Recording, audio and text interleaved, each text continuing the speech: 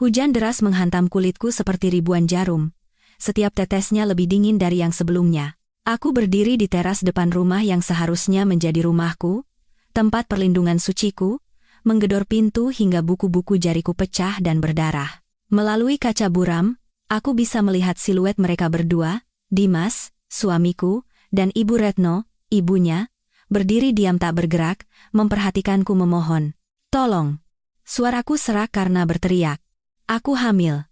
Aku membawa putrimu di dalam sini." Siluet suamiku berbalik lebih dulu, diikuti oleh ibunya.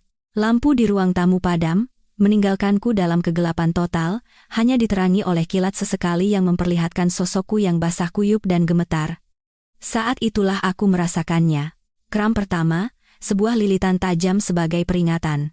Aku memegangi perutku yang buncit, merasakan putri kami menendang di bawah telapak tanganku, dan sesuatu di dalam diriku bukan hanya retak itu hancur berkeping-keping, menjadi jutaan serpihan yang tak akan pernah bisa disatukan kembali.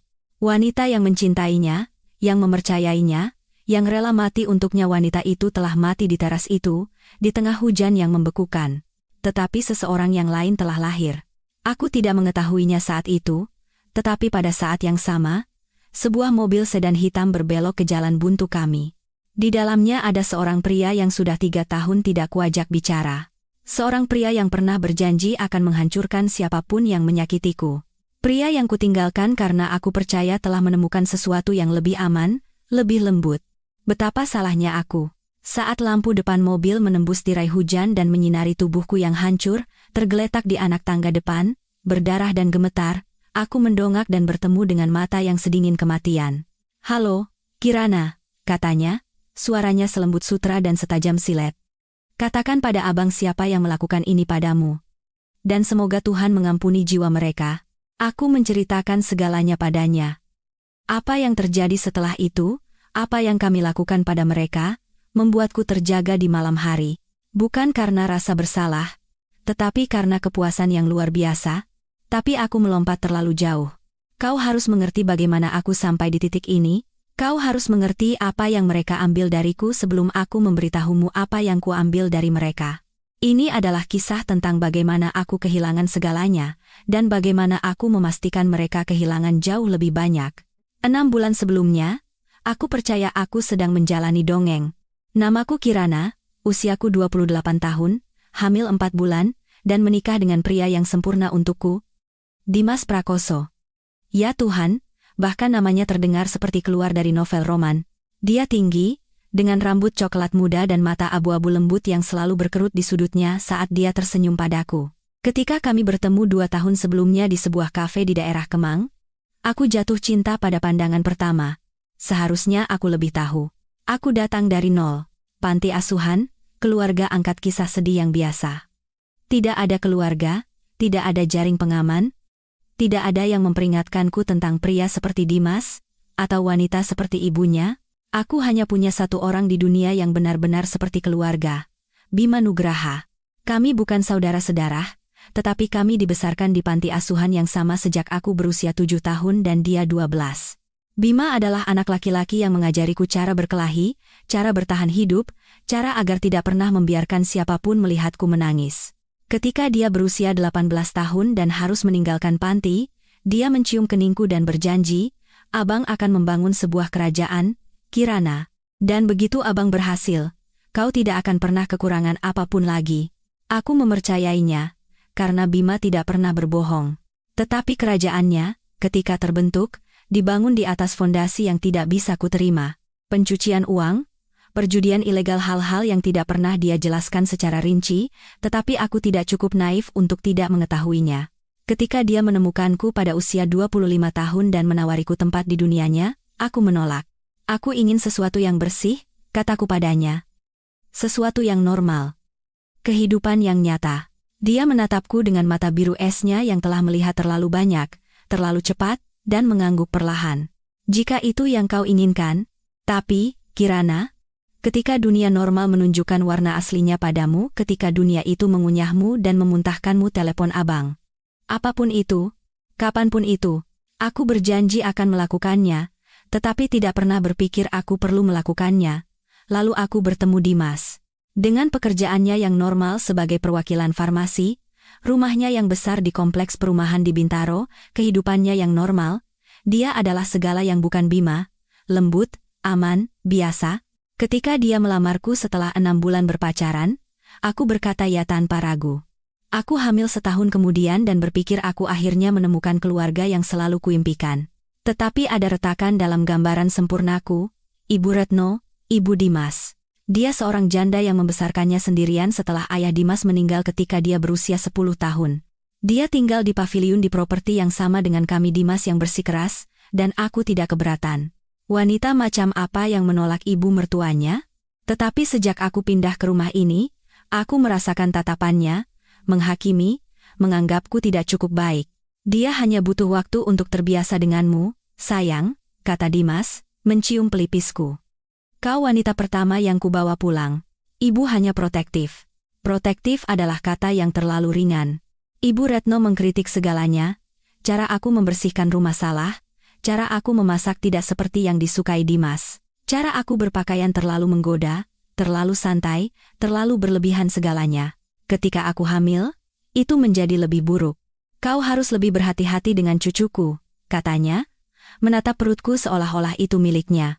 Jangan minum kopi, jangan stres, kau seharusnya tidak bekerja dalam kondisimu. Anaknya perempuan? Kataku pelan. Hasil USG menunjukkan begitu. Alat-alat itu bisa salah sepanjang waktu, balasnya. Aku tahu ini laki-laki. Seorang ibu tahu. Aku bekerja sebagai desainer grafis lepas dari rumah, yang memberiku fleksibilitas tetapi juga berarti aku selalu ada di sana, di bawah pengawasannya yang cermat. Dimas bepergian untuk bekerja 3 minggu setiap bulan, meninggalkanku sendirian dengan komentar pedas Ibu Retno, kunci rumah kami yang dia gunakan dengan bebas, caranya menata ulang dapurku, dan ceramahnya tentang ketidaklayakanku. Tapi aku menahannya, karena aku mencintai Dimas, dan karena setiap kali dia pulang, dia membuatku merasa dicintai. Dia akan membawakanku bunga, memijat kakiku yang bengkak, berbisik pada putri kami di dalam perutku betapa dia mencintainya. Aku benar-benar buta. Awal dari akhir dimulai 3 minggu, sebelum malam yang mengerikan itu. Dimas kembali dari perjalanan bisnis ke Surabaya, dan ada sesuatu yang berubah. Dia murung, jauh. Dia berhenti menyentuhku, berhenti bertanya tentang bayi itu, berhenti menatap mataku. Apakah kamu baik-baik saja? Tanyaku suatu malam saat kami berbaring di tempat tidur, jarak di antara kami selebar lautan. Aku baik-baik saja, katanya. Hanya lelah. Stres karena pekerjaan. Tetapi aku memperhatikan hal-hal lain. Panggilan telepon yang diterima dengan berbisik di garasi, caranya memalingkan ponsel dariku saat mengetik. Aroma parfum di kerah bajunya aroma bunga yang mahal, tidak seperti lavender sederhana yang kugunakan. Ketika aku menyinggung hal ini pada Ibu Retno, berharap dia akan mengatakan aku berlebihan, dia memberiku tatapan yang tidak bisa kubaca. Dimas adalah pria yang baik dengan pekerjaan yang menuntut, katanya dingin, mungkin jika kau berusaha lebih keras untuk menjaga penampilanmu, dia tidak akan begitu jauh. Kehamilan bukanlah alasan untuk melepaskan diri. Aku melihat tubuhku sendiri perut tempat putri kami tumbuh, pergelangan kakiku yang bengkak, kelelahan yang terukir di wajahku. Aku tidak pernah merasa sejelek atau sesendiri ini. Akhir pekan itu, aku melakukan sesuatu yang tidak kubanggakan. Aku memeriksa ponsel Dimas saat dia mandi. Apa yang kutemukan membuat darahku membeku. Ratusan pesan ke kontak yang hanya disimpan sebagai es. Aku tidak bisa berhenti memikirkan Surabaya. Istriku mulai curiga. Kita harus lebih berhati-hati. Berharap aku bisa bangun di sebelahmu, bukan dia. Tidak akan lama lagi, aku janji. Hanya perlu membereskan beberapa hal. Pintu kamar mandi terbuka, uap mengepul keluar. Dimas muncul, handuk melilit pinggangnya, dan membeku saat melihatku memegang ponselnya. Apa yang kau lakukan? Suaranya tajam dan berbahaya. Siska? Tanganku gemetar begitu hebat hingga aku hampir menjatuhkan ponselnya. Sejenak, dia hanya menatapku. Lalu wajahnya berubah menjadi sesuatu yang belum pernah kulihat sebelumnya. Dingin, keras, kejam. Kau mengintip ponselku. Kau selingkuh dariku. Aku sedang mengandung anakmu. Jangan mendramatisir, Kirana. Dia merebut ponsel dari tanganku.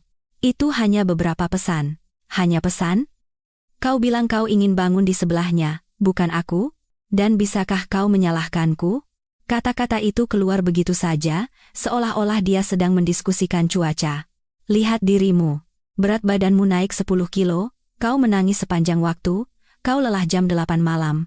Menyenangkan saat berkencan denganmu, tapi ini, dia menunjuk ke tubuh hamiku dengan jijik, ini bukan yang aku daftarkan. Rasanya seperti ditampar. Aku sedang mengandung putrimu, benarkah? Dia memiringkan kepalanya, dan aku melihat kekejaman menari di mata abu-abu yang pernah kucintai. Bagaimana aku bisa yakin? Kau datang dari nol? Kirana, tidak ada keluarga, tidak ada masa lalu. Bagaimana aku tahu kau tidak tidur dengan sembarang orang untuk mencari nafkah? Tuduhan itu begitu tidak masuk akal, begitu tidak berdasar, hingga aku tertawa-tawa yang pecah dan histeris. Aku tidak pernah bersama siapapun selain kau. Kau tahu itu. Kau yang pertama. Itu yang kau katakan, cibirnya. Tapi wanita itu pembohong. Dimas, tolong. Aku mengulurkan tangan untuk menyentuhnya, tetapi dia mundur seolah sentuhanku akan menajiskannya. Ada apa? Ini bukan dirimu. Apakah ini hormon kehamilan? Apakah kau takut? Kita bisa membicarakan ini. Kita bisa. Aku tidak mau bicara. Aku ingin kau menjauhi urusan pribadiku. Dia mengambil kuncinya dan pergi, meninggalkanku gemetar dan menangis di kamar tidur kami, kedua tangan memeluk perutku secara protektif. Seharusnya aku menelepon Bima saat itu juga. Tapi aku masih berharap bahwa ini hanya kegilaan sementara, bahwa Dimasku akan kembali, bahwa keluarga kami akan berhasil melewatinya. Betapa bodohnya aku. 2 minggu berikutnya adalah perang psikologis, meskipun aku tidak menyadarinya saat itu. Dimas mulai pulang semakin larut. Dia berhenti tidur di ranjang kami, mengklaim kamar tamu lebih tenang. Dia berhenti bertanya tentang janji temu dokterku. Dia berhenti peduli ketika aku memberitahunya putri kami sehat dan sedang tumbuh. Tetapi yang terburuk adalah Ibu Retno. Dia meningkatkan kritiknya menjadi kekejaman. Dia mengatakan aku terlalu bodoh untuk menjadi seorang ibu, bahwa aku akan merusak cucunya dengan gen orang miskinku, bahwa Dimas pantas mendapatkan yang lebih baik daripada sampah panti asuhan. Setidaknya saat bersama Siska, dia bersama seseorang yang berkelas. Katanya suatu sore saat aku mencoba makan siang, tanganku gemetar karena marah dan patah hati. Siska? Jadi kau tahu tentang dia? Ibu Retno tersenyum, senyum yang lambat dan beracun. Tentu saja. Aku yang memperkenalkan mereka. Dia putri bos Dimas. Aku berpendidikan, berkelas, dari keluarga baik-baik, segala yang bukan dirimu. Potongan-potongan teka-teki itu menyatu. Ini bukan hanya perselingkuhan, ini adalah sebuah rencana. Kau mencoba memisahkan kami, bisikku. Aku mencoba menyelamatkan putraku dari kesalahannya. Kau adalah selingan, pengalihan perhatian yang menyenangkan. Tapi sekarang kau menjadi beban, dan bayi itu, dia menatap perutku dengan ekspresi yang mendekati jijik. Dimas bahkan tidak menginginkannya. Dia ingin kau menggugurkannya. Tapi kau menolak. Kau menjebaknya. Itu tidak benar. Dia bilang dia ingin sebuah keluarga. Dia mengatakan apa yang perlu dia katakan untuk membuatmu diam. Pria memang begitu. Dia mencondongkan tubuhnya, napasnya berbau asam. Begini yang akan terjadi, Kirana. Kau akan pergi, kau akan menghilang kembali ke selokan tempat kau merangkak keluar. Kau akan membesarkan bayi itu sendirian, dan kau tidak akan meminta 1 rupiah pun dari Dimas. Kami menikah. Dia memiliki kewajiban hukum, yang akan dilawan oleh pengacaranya dengan sekuat tenaga. Kau menandatangani perjanjian pranikah, ingat? Dan di dalamnya ada klausul perselingkuhan yang sangat menarik. Senyumnya melebar. Jika kau terbukti selingkuh, kau tidak akan mendapatkan apa-apa? Bukan rumah? Bukan tunjangan? Bukan apa-apa? Aku tidak selingkuh. Bisakah kau membuktikannya? Karena aku punya seorang pemuda menawan yang siap bersaksi bahwa kalian berselingkuh. Dia punya foto, tanggal, kwitansi hotel, semuanya direkayasa, tentu saja, tapi sangat meyakinkan. Pengacara Dimas sangat teliti.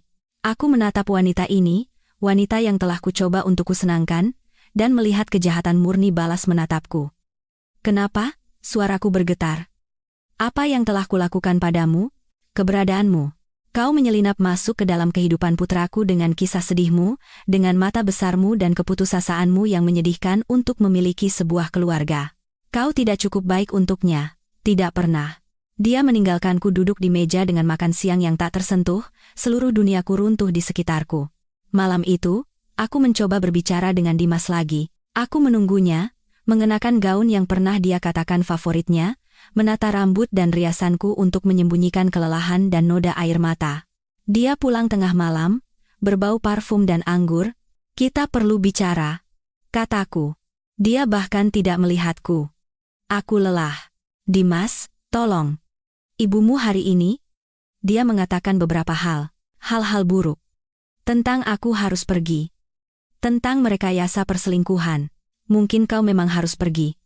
Dia akhirnya menatapku, dan matanya kosong dari segala sesuatu yang menyerupai cinta. Ini tidak berhasil, Kirana. Kau tidak bahagia, aku tidak bahagia. Mari kita akhiri ini sebelum menjadi lebih berantakan. Aku hamil. Ya? Kau terus mengatakan itu. Seolah-olah itu mengubah segalanya. Dia mulai berjalan menuju tangga. Aku akan meminta pengacaraku menyusun surat pisah ranjang. Kau bisa mengambil mobil.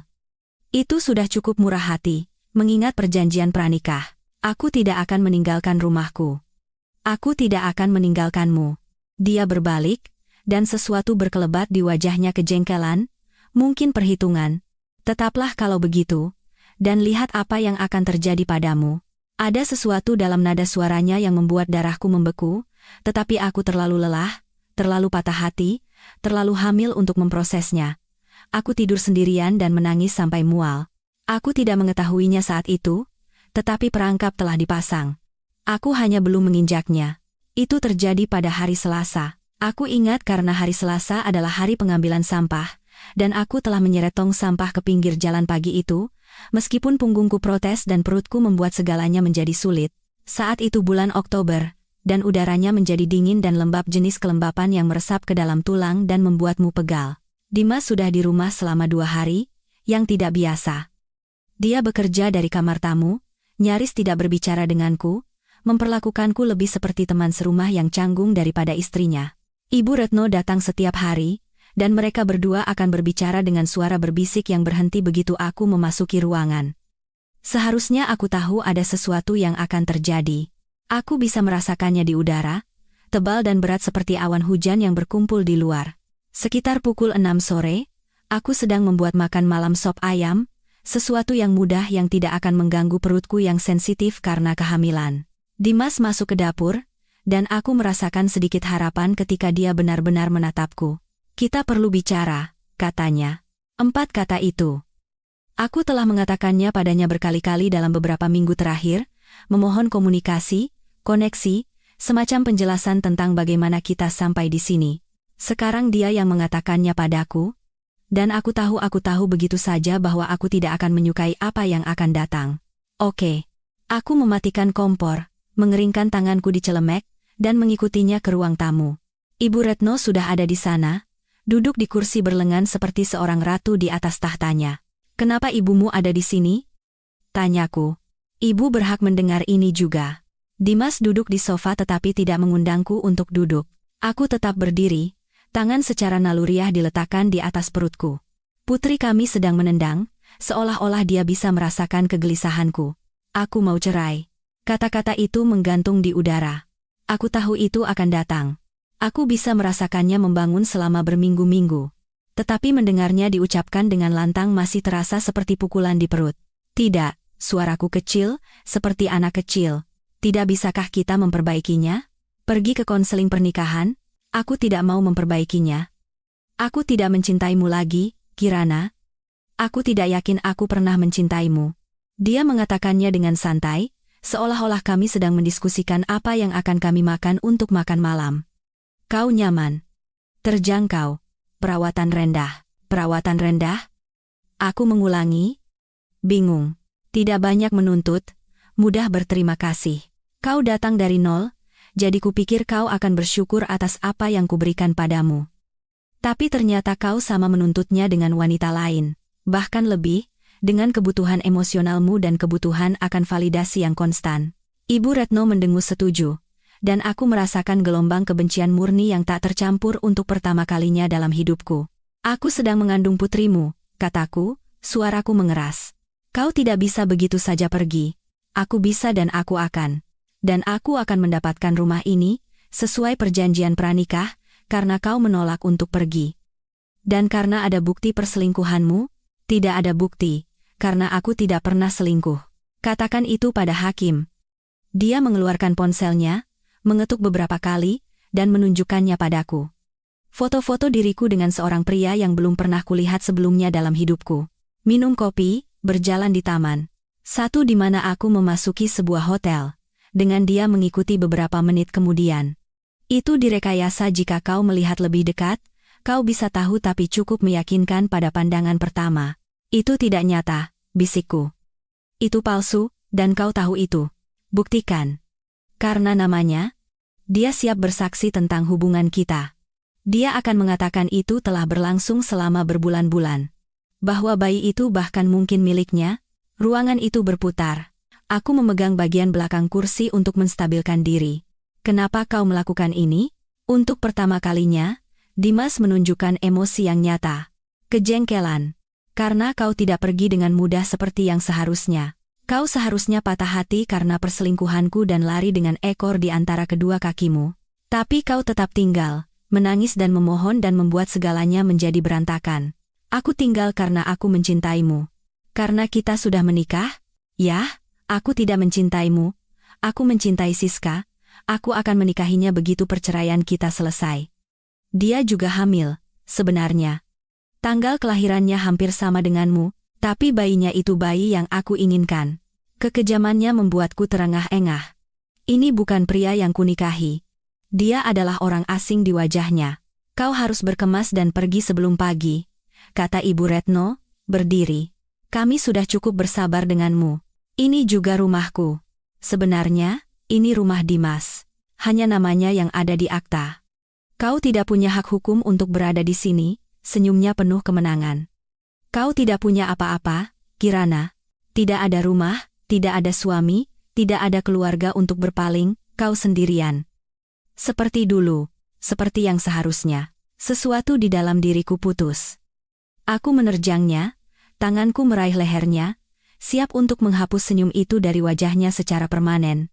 Tapi Dimas menangkapku, jari-jarinya mencengkeram lenganku dengan menyakitkan, dan melemparkanku ke belakang. Aku tersandung.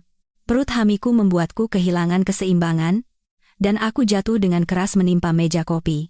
Rasa sakit yang tajam dan mengerikan meledak di sisiku. Jangan sentuh ibuku. Dimas menggeram, berdiri di atasku seolah-olah aku adalah sampah. Aku berjuang untuk berdiri, memegangi sisiku, dengan panik memeriksa apakah ada darah, air ketuban, tanda apapun bahwa aku telah menyakiti bayiku. Putriku menendang, keras dan marah, dan aku hampir menangis karena lega. Aku tidak akan kemana-mana. Telepon pengacaramu. Tunjukkan foto palsumu. Lakukan apapun yang kau mau.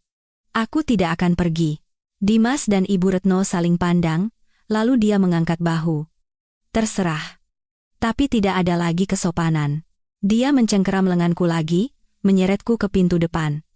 Aku melawannya, berteriak, mencakarnya, tetapi dia jauh lebih kuat. Dia membuka pintu, dan hujan Oktober yang dingin menerpa kami, membasahi kami berdua dalam sekejap.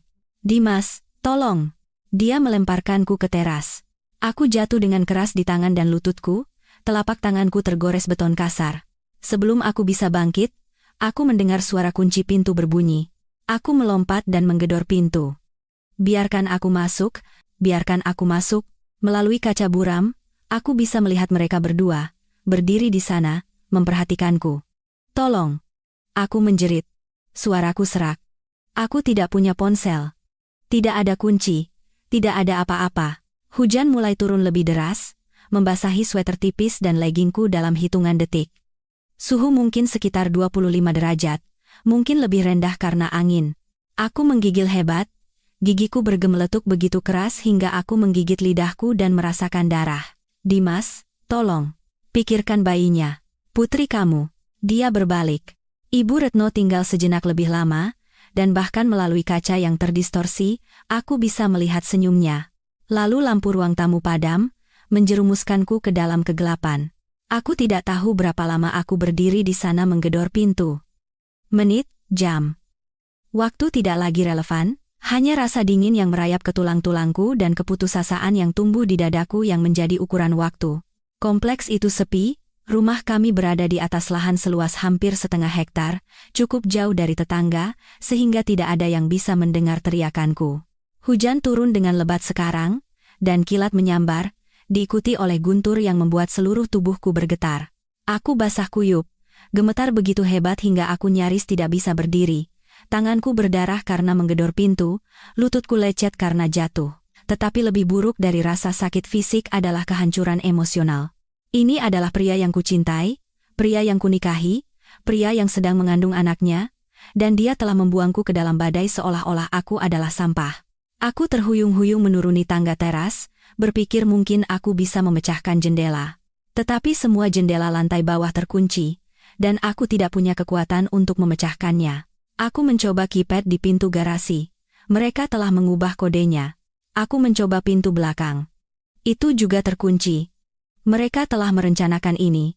Setiap jalan keluar, setiap jalan masuk, setiap kemungkinan rute kembali ke dalam mereka telah menutupnya. Akhirnya, aku kembali ke teras depan, meringkuk di dekat pintu, mencoba menghemat sedikit sisa panas tubuhku. Putriku menendang dengan panik di dalam, gelisah karena detak jantungku yang meningkat dan suhu tubuhku yang menurun. Aku melingkarkan lenganku di sekitar perutku. Menangis, meminta maaf, maafkan ibu. Sayang, maaf, ibu akan memperbaikinya. Kita akan baik-baik saja, tapi aku tidak tahu bagaimana caranya. Aku tidak punya ponsel, tidak ada dompet, tidak ada kunci, tidak ada jaket. Tetangga terdekat hampir setengah kilometer jauhnya, dan aku tidak yakin bisa berjalan sejauh itu dalam kondisiku. Dan bahkan jika aku bisa, apa yang akan kukatakan pada mereka? Suamiku mengunciku di luar. Mereka mungkin akan menyuruhku untuk menyelesaikannya dengannya. Masalah rumah tangga? Bukan urusan mereka, saat itulah aku merasakannya. Kram dimulai di perut bagian bawahku, rasa sesak yang membuatku terkesiap. Awalnya, kupikir itu karena dingin atau stres. Tapi kemudian itu terjadi lagi, lebih kuat, dan aku merasakan sesuatu yang hangat mengalir di pahaku. Tidak, bisikku. Tolong, jangan. Aku menyelipkan tanganku di antara kakiku, dan mengangkatnya di bawah cahaya lampu teras. Darah.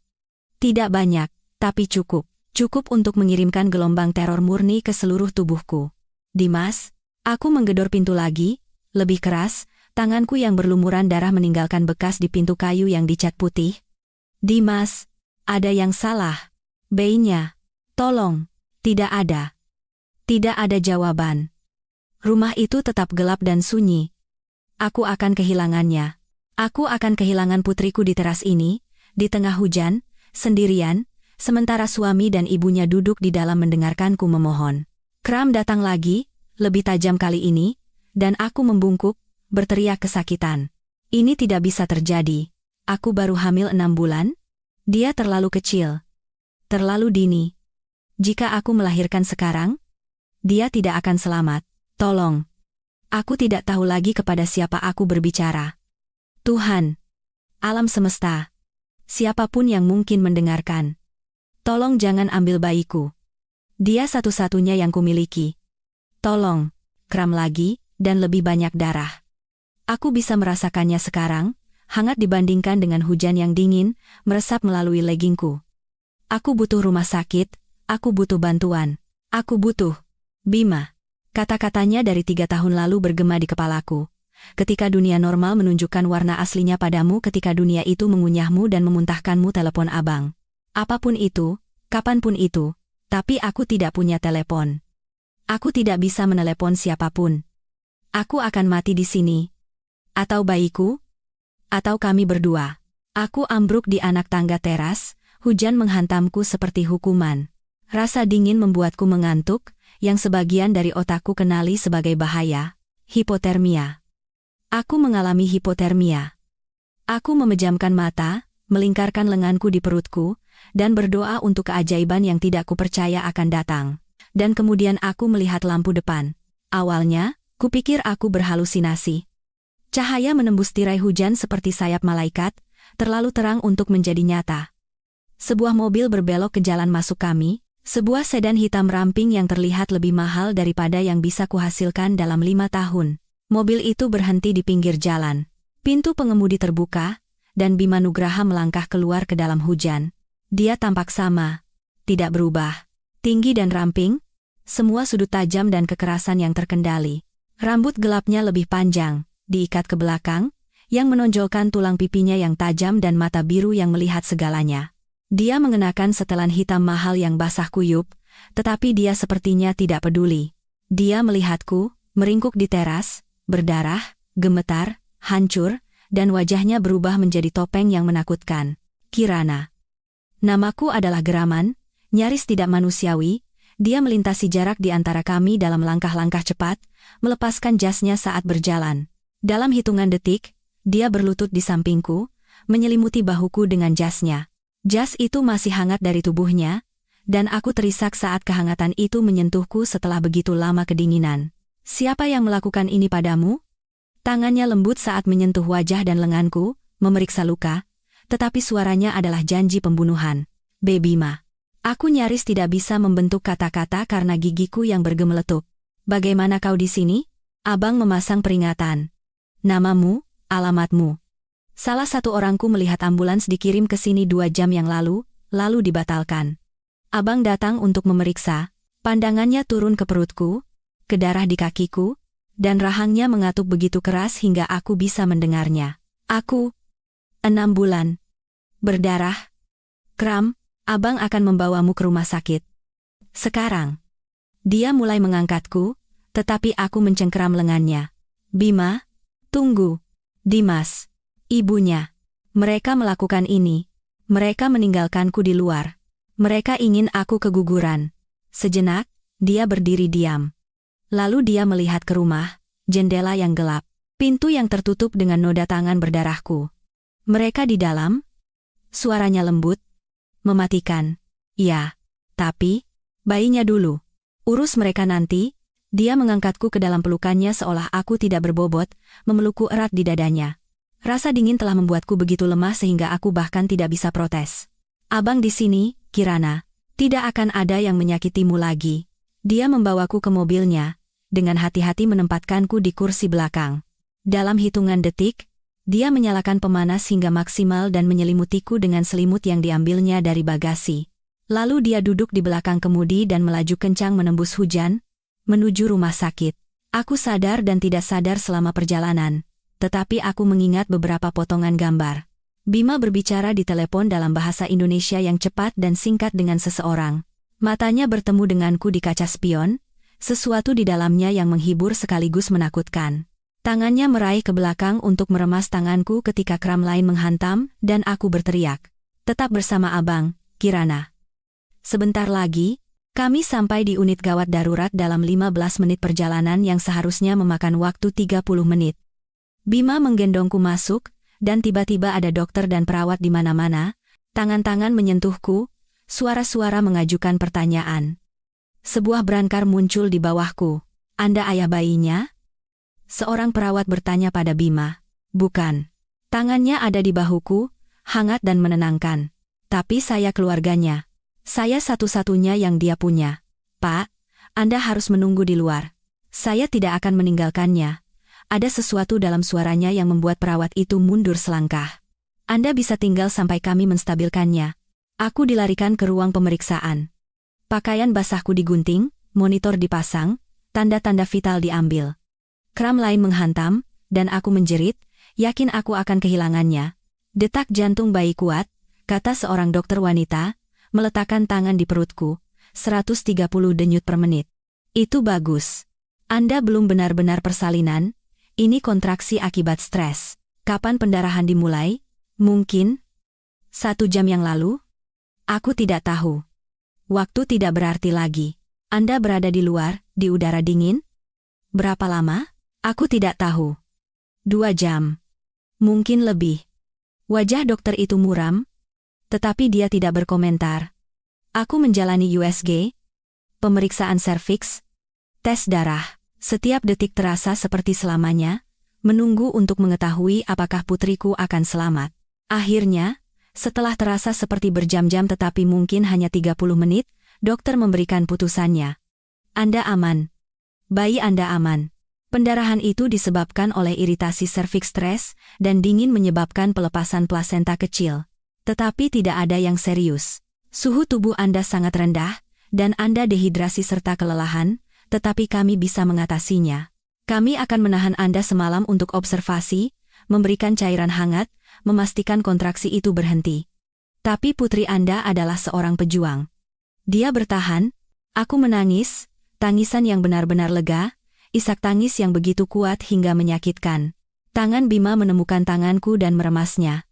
Lihat, sama seperti ibunya, keras kepala, aku dipindahkan ke kamar pribadi, yang pasti diatur oleh Bima, dan dipasangi infus serta monitor. Cairan hangat dan selimut listrik perlahan-lahan mengembalikan suhu tubuhku menjadi normal. Kontraksi menjadi semakin jarang dan kemudian berhenti. Detak jantung putriku tetap kuat dan stabil di monitor. Aku akan baik-baik saja. Kami akan baik-baik saja. Ketika para dokter meninggalkan kami sendirian, Bima menarik kursi ke samping tempat tidurku. Di bawah cahaya terang rumah sakit, aku bisa melihat detail yang kulewatkan sebelumnya. Jam tangan mahal, setelan yang dibuat khusus, kekerasan di matanya yang tidak ada di sana saat kami masih anak-anak. Ceritakan semuanya, katanya pelan, jadi aku melakukannya. Aku bercerita tentang pertemuan dengan Dimas, romansa kilat. Berpikir aku telah menemukan kehidupan yang aman dan normal yang selalu kuinginkan. Aku bercerita tentang Ibu Retno, bagaimana dia meracuni segalanya, tentang perselingkuhan Dimas, bukti palsu, kekejaman beberapa minggu terakhir. Aku menceritakan tentang malam itu, dibuang keluar, memohon untuk masuk sementara suami dan ibunya menonton. Ketika aku selesai, wajah Bima seperti dipahat dari marmer. Kau bilang pada abang kau ingin sesuatu yang bersih, katanya akhirnya, sesuatu yang normal. Apakah ini yang diberikan dunia normal padamu, Kirana? Terkunci di tengah hujan, hamil dan berdarah, karena pria yang bersumpah akan menjagamu. Aku salah, bisikku. Aku sangat salah. Ya, kau salah. Dia mencondongkan tubuhnya ke depan, matanya tertuju padaku. Sekarang, abang akan menanyakan satu pertanyaan padamu. Dan abang ingin kau memikirkannya baik-baik sebelum menjawab. Apakah kau ingin bantuan abang? Bukan hanya untuk sembuh. Bukan hanya uang atau tempat tinggal. Suaranya menjadi rendah dan gelap. Apakah kau ingin abang membuat mereka membayar atas apa yang mereka lakukan padamu, pada putrimu? Seharusnya aku mengatakan tidak. Seharusnya aku merasa ngeri. Kirana yang lama, Kirana yang menginginkan sesuatu yang bersih dan normal akan menolaknya. Tapi Kirana itu telah mati di teras itu. Ya, kataku. Dan aku bersungguh-sungguh. Setiap serat dari keberadaanku ingin mereka hancur. Bima tersenyum, senyum yang lambat dan berbahaya. Kalau begitu istirahatlah, adikku. Sembuhlah, karena besok, kita akan berperang. Malam itu aku tidur dengan gelisah, dihantui oleh mimpi buruk tentang hujan, pintu yang tertutup, dan mata dingin Dimas. Tapi setiap kali aku terbangun dengan kaget, Bima ada di sana. Dia telah memindahkan kursinya ke samping tempat tidurku dan berjaga sepanjang malam, seperti malaikat pelindung dalam bayang-bayang. Kau harus pulang, kataku padanya sekitar jam 3 pagi. Istirahatlah. Abang sudah di rumah. Dimanapun kau berada, disitulah rumah abang. Katanya, begitu saja, seolah-olah itu adalah kebenaran yang sederhana. Tidurlah lagi. Pagi harinya, dokter memeriksaku lagi.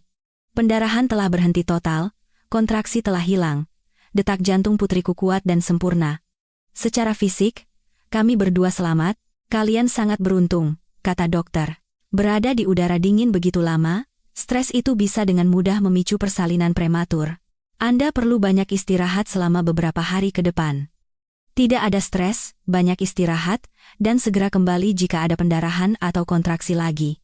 Dia akan mendapatkan perawatan 24 jam, kata Bima dari tempatnya berdiri di dekat jendela. Dokter melirik di antara kami, ingin tahu tentang hubungan kami tetapi cukup profesional untuk tidak bertanya. Bagus. Kalau begitu, Anda boleh pulang. Tapi jagalah diri Anda baik-baik. Anda dan bayi kecil Anda telah melalui trauma. Setelah dia pergi, seorang perawat membawakanku pakaian celana yoga lembut, sweater hangat, kaos kaki tebal. Semuanya baru, dengan label harga masih menempel. Abangmu yang membawanya, katanya sambil tersenyum. Aku melihat ke arah Bima, yang mengangkat bahu. Abang menyuruh seseorang membelinya. Pakaian lamamu hancur. Ketika aku berpakaian dan diizinkan keluar dari rumah sakit, Bima membawaku ke mobilnya. Hujan telah berhenti, meninggalkan segalanya tampak bersih dan abu-abu. Saat dia membantuku masuk ke kursi penumpang, aku melihat bayanganku di kaca spion. Aku tampak seperti hantu pucat, memar, dengan mata cekung dan penderitaan. Rambutku kusut, masih lembab dari hujan. Buku-buku jariku yang patah diperban. Aku tampak persis seperti diriku.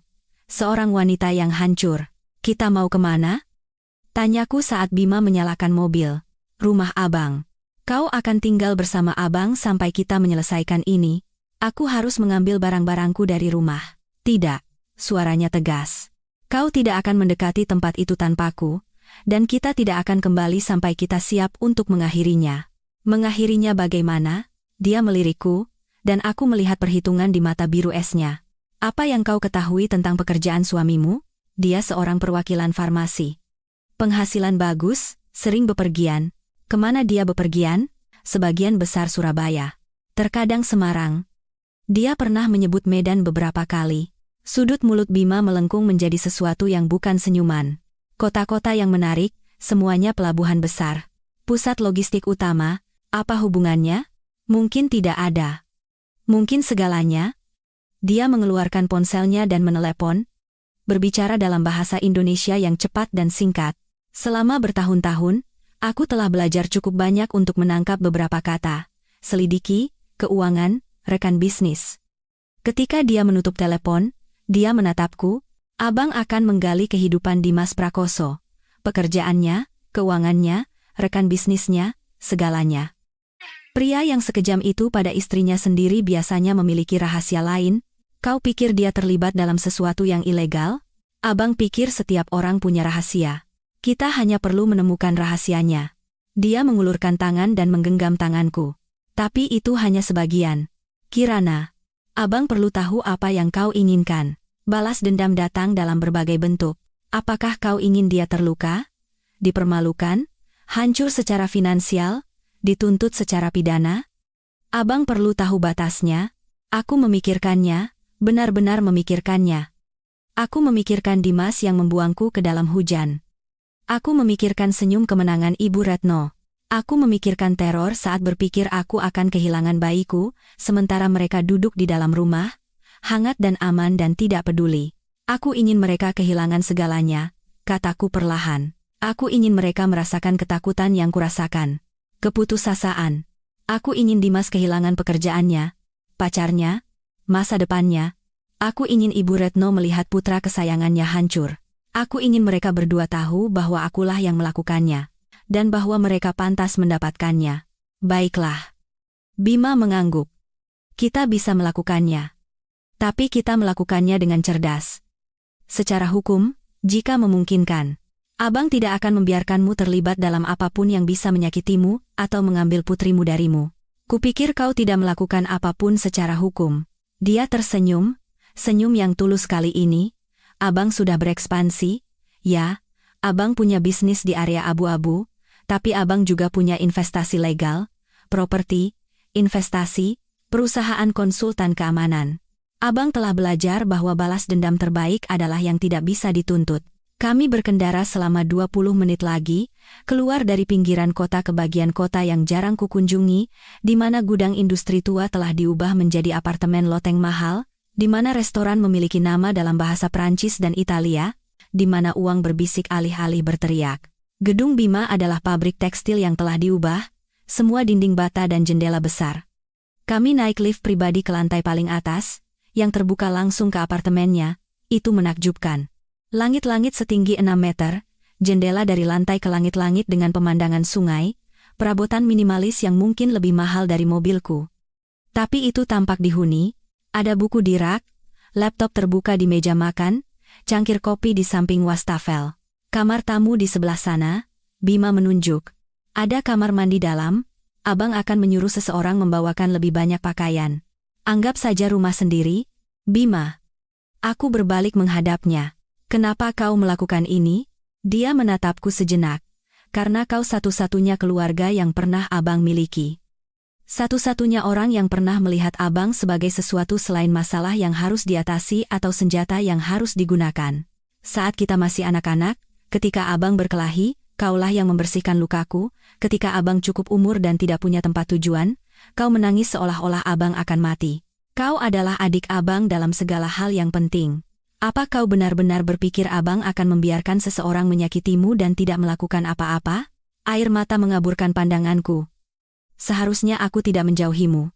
Kau perlu menemukan jalanmu sendiri. Abang mengerti. Tapi sekarang kau tahu. Dunia normal, dunia yang aman itu bisa sama brutalnya dengan dunia abang. Satu-satunya perbedaan adalah, abang jujur tentang siapa diri abang. Dia memelukku, dengan hati-hati di sekitar perutku, dan aku membiarkan diriku menangis di dadanya untuk pertama kalinya sejak mimpi buruk ini dimulai, merasa aman. Istirahatlah hari ini, katanya ketika aku akhirnya melepaskan diri. Besok, kita mulai merencanakan. Dan Kirana, matanya menjadi keras abang berjanji. Sebelum kita selesai, Dimas Prakoso dan iblis betina ibunya akan berharap mereka tidak pernah mengenalmu. 3 hari kemudian, aku duduk di meja makan Bima, dikelilingi oleh dokumen, foto, dan bukti kehidupan ganda suamiku. Bima bekerja dengan teliti, dia memanggil bantuan dari orang-orang yang tidak kutanyakan, menggunakan sumber daya yang pura-pura tidak kulihat. Gambar yang muncul sangat mengejutkan. Dimas Prakoso bukan hanya seorang perwakilan farmasi, dia adalah seorang pedagang. Pekerjaan di perusahaan farmasi itu nyata, tetapi itu adalah kedok. Dia menggunakan perjalanan bisnis resminya untuk mengangkut obat resep ilegal kebanyakan opioid dari produsen ke distributor. Kuota penjualannya nyata, tetapi itu tidak seberapa dibandingkan dengan apa yang dia hasilkan dari sampingan. Surabaya, Semarang, Medan semuanya adalah pusat distribusi utama untuk pasar obat ilegal. Dia telah melakukan ini setidaknya selama 5 tahun, kata Bima, menunjuk ke catatan keuangan. Lihat simpanan ini. Reguler, jumlah bervariasi, sumber berbeda, pola pencucian uang klasik. Dia memindahkan setidaknya 2 miliar rupiah barang ilegal setiap bulan. Bagaimana aku tidak tahu? Aku merasa mual. Bagaimana aku tidak melihatnya? Karena kau mempercayainya. Dan karena dia pandai menyembunyikannya, Bima membuka file lain. Tapi ceritanya menjadi lebih baik. Tebak siapa lagi yang terlibat? Dia memutar laptopnya ke arahku. Foto Ibu Retno bertemu dengan pria yang tidak kukenal, menyerahkan paket, menerima amplop, rekan bisnisnya. Ibu adalah otaknya. Almarhum suaminya Ayah Dimas bukan seorang akuntan seperti yang dia klaim. Dia adalah penjahat kelas menengah. Dia menjalankan jaringan penipuan resep pada tahun 90-an. Ketika dia meninggal, Ibu Retno mengambil alih beberapa kontaknya. Begitu Dimas cukup umur, dia membawanya masuk. Rasa pengkhianatan semakin menusukku. Selama ini, saat Ibu Retno mengkritik masakanku, caraku membersihkan, dan harga diriku, dia adalah seorang penjahat. Mereka berdua, dan Siska pasti tahu, gumamku. Wajah Bima menjadi gelap. Siska Lestari, putri dari Wijoyo Lestari, bos Dimas di perusahaan. Usia 23 tahun, baru lulus kuliah, dan ya, dia hamil. Tapi ini bagian yang menarik. Pak Wijoyo juga bagian dari jaringan distribusi. Dimas tidak hanya berselingkuh dengan Siska, dia sedang membangun aliansi bisnis. Aku bersandar di kursiku, otakku berputar. Seluruh pernikahanku adalah kebohongan. Setiap momen, setiap sentuhan, setiap bisikan, aku mencintaimu semuanya dibangun di atas penipuan. Masih ada lagi, kata Bima pelan. Perjanjian pranikahmu. Abang meminta pengacara memeriksanya. Klausul perselingkuhan itu hanya berlaku satu arah. Jika kau selingkuh, kau tidak mendapatkan apa-apa. Tapi tidak ada hukuman untuk Dimas. Dan bukti perselingkuhan yang mereka rekayasa mereka akan menggunakannya bukan hanya untuk menceraikanmu, tetapi untuk mengklaim bahwa bayi itu bukan miliknya, untuk menghindari tunjangan anak atau hak ayah. Mereka ingin menghapus kita, bisikku, benar-benar hancur.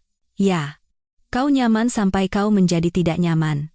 Kehamilanmu tidak ada dalam rencana mereka.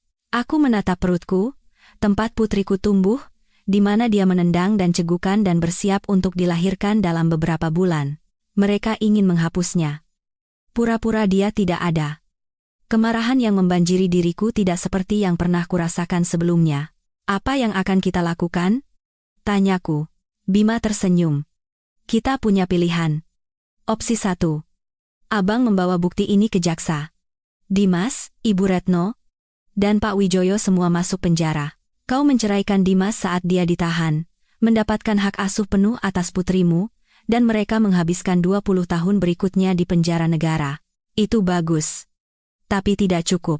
Abang pikir kau akan mengatakan itu. Opsi 2. Kita hancurkan mereka sepotong demi sepotong. Kehancuran finansial, penghinaan publik, kemudian penjara. Kita ambil segalanya dari mereka terlebih dahulu, reputasi mereka, uang mereka, kebebasan mereka. Kita buat mereka menderita. Dan kemudian kita pastikan mereka tidak akan pernah bisa menyakiti siapapun lagi. Berapa lama itu akan memakan waktu? Beberapa minggu. Mungkin sebulan. Kita harus strategis. Sabar. Dia menatapku dengan tajam. Dan kau harus memainkan peran. Bisakah kau melakukannya? Bisakah kau menghadapinya lagi? Aku memikirkan teras itu. Hujan. Darah. Aku memikirkan putriku yang berjuang untuk hidup di dalam rahimku, sementara ayahnya mendengarkanku memohon. Ya, kataku. Katakan apa yang harus kulakukan? Rencananya sangat brilian dalam kekejamannya. Pertama, aku harus kembali. Aku harus menghadapi Dimas dan Ibu Retno, bertindak seolah-olah aku hancur dan kalah, dan membuat mereka percaya bahwa mereka telah menang. Itu akan memberi kami waktu untuk menjalankan manuver, untuk menempatkan domino yang akan menghancurkan mereka. Kau tidak harus melakukan ini, kata Bima malam sebelum kami memulai fase 1. Katakan saja, dan kita langsung ke pihak berwenang. Tidak. Aku ingin mereka merasa aman dulu. Aku ingin mereka berpikir mereka telah menghancurkanku. Aku menyentuh perutku, di mana putriku sedang berjungkir balik. Dan kemudian aku ingin melihat mereka runtuh. Jadi, pada hari Jumat sore, tepat 1 minggu setelah malam mereka mengunciku di luar, Bima mengantarku kembali ke rumah itu. Tampak sama. Halaman rumput yang terawat sempurna, taman yang sempurna, fasad yang sempurna dari rumah pinggiran kota yang sempurna.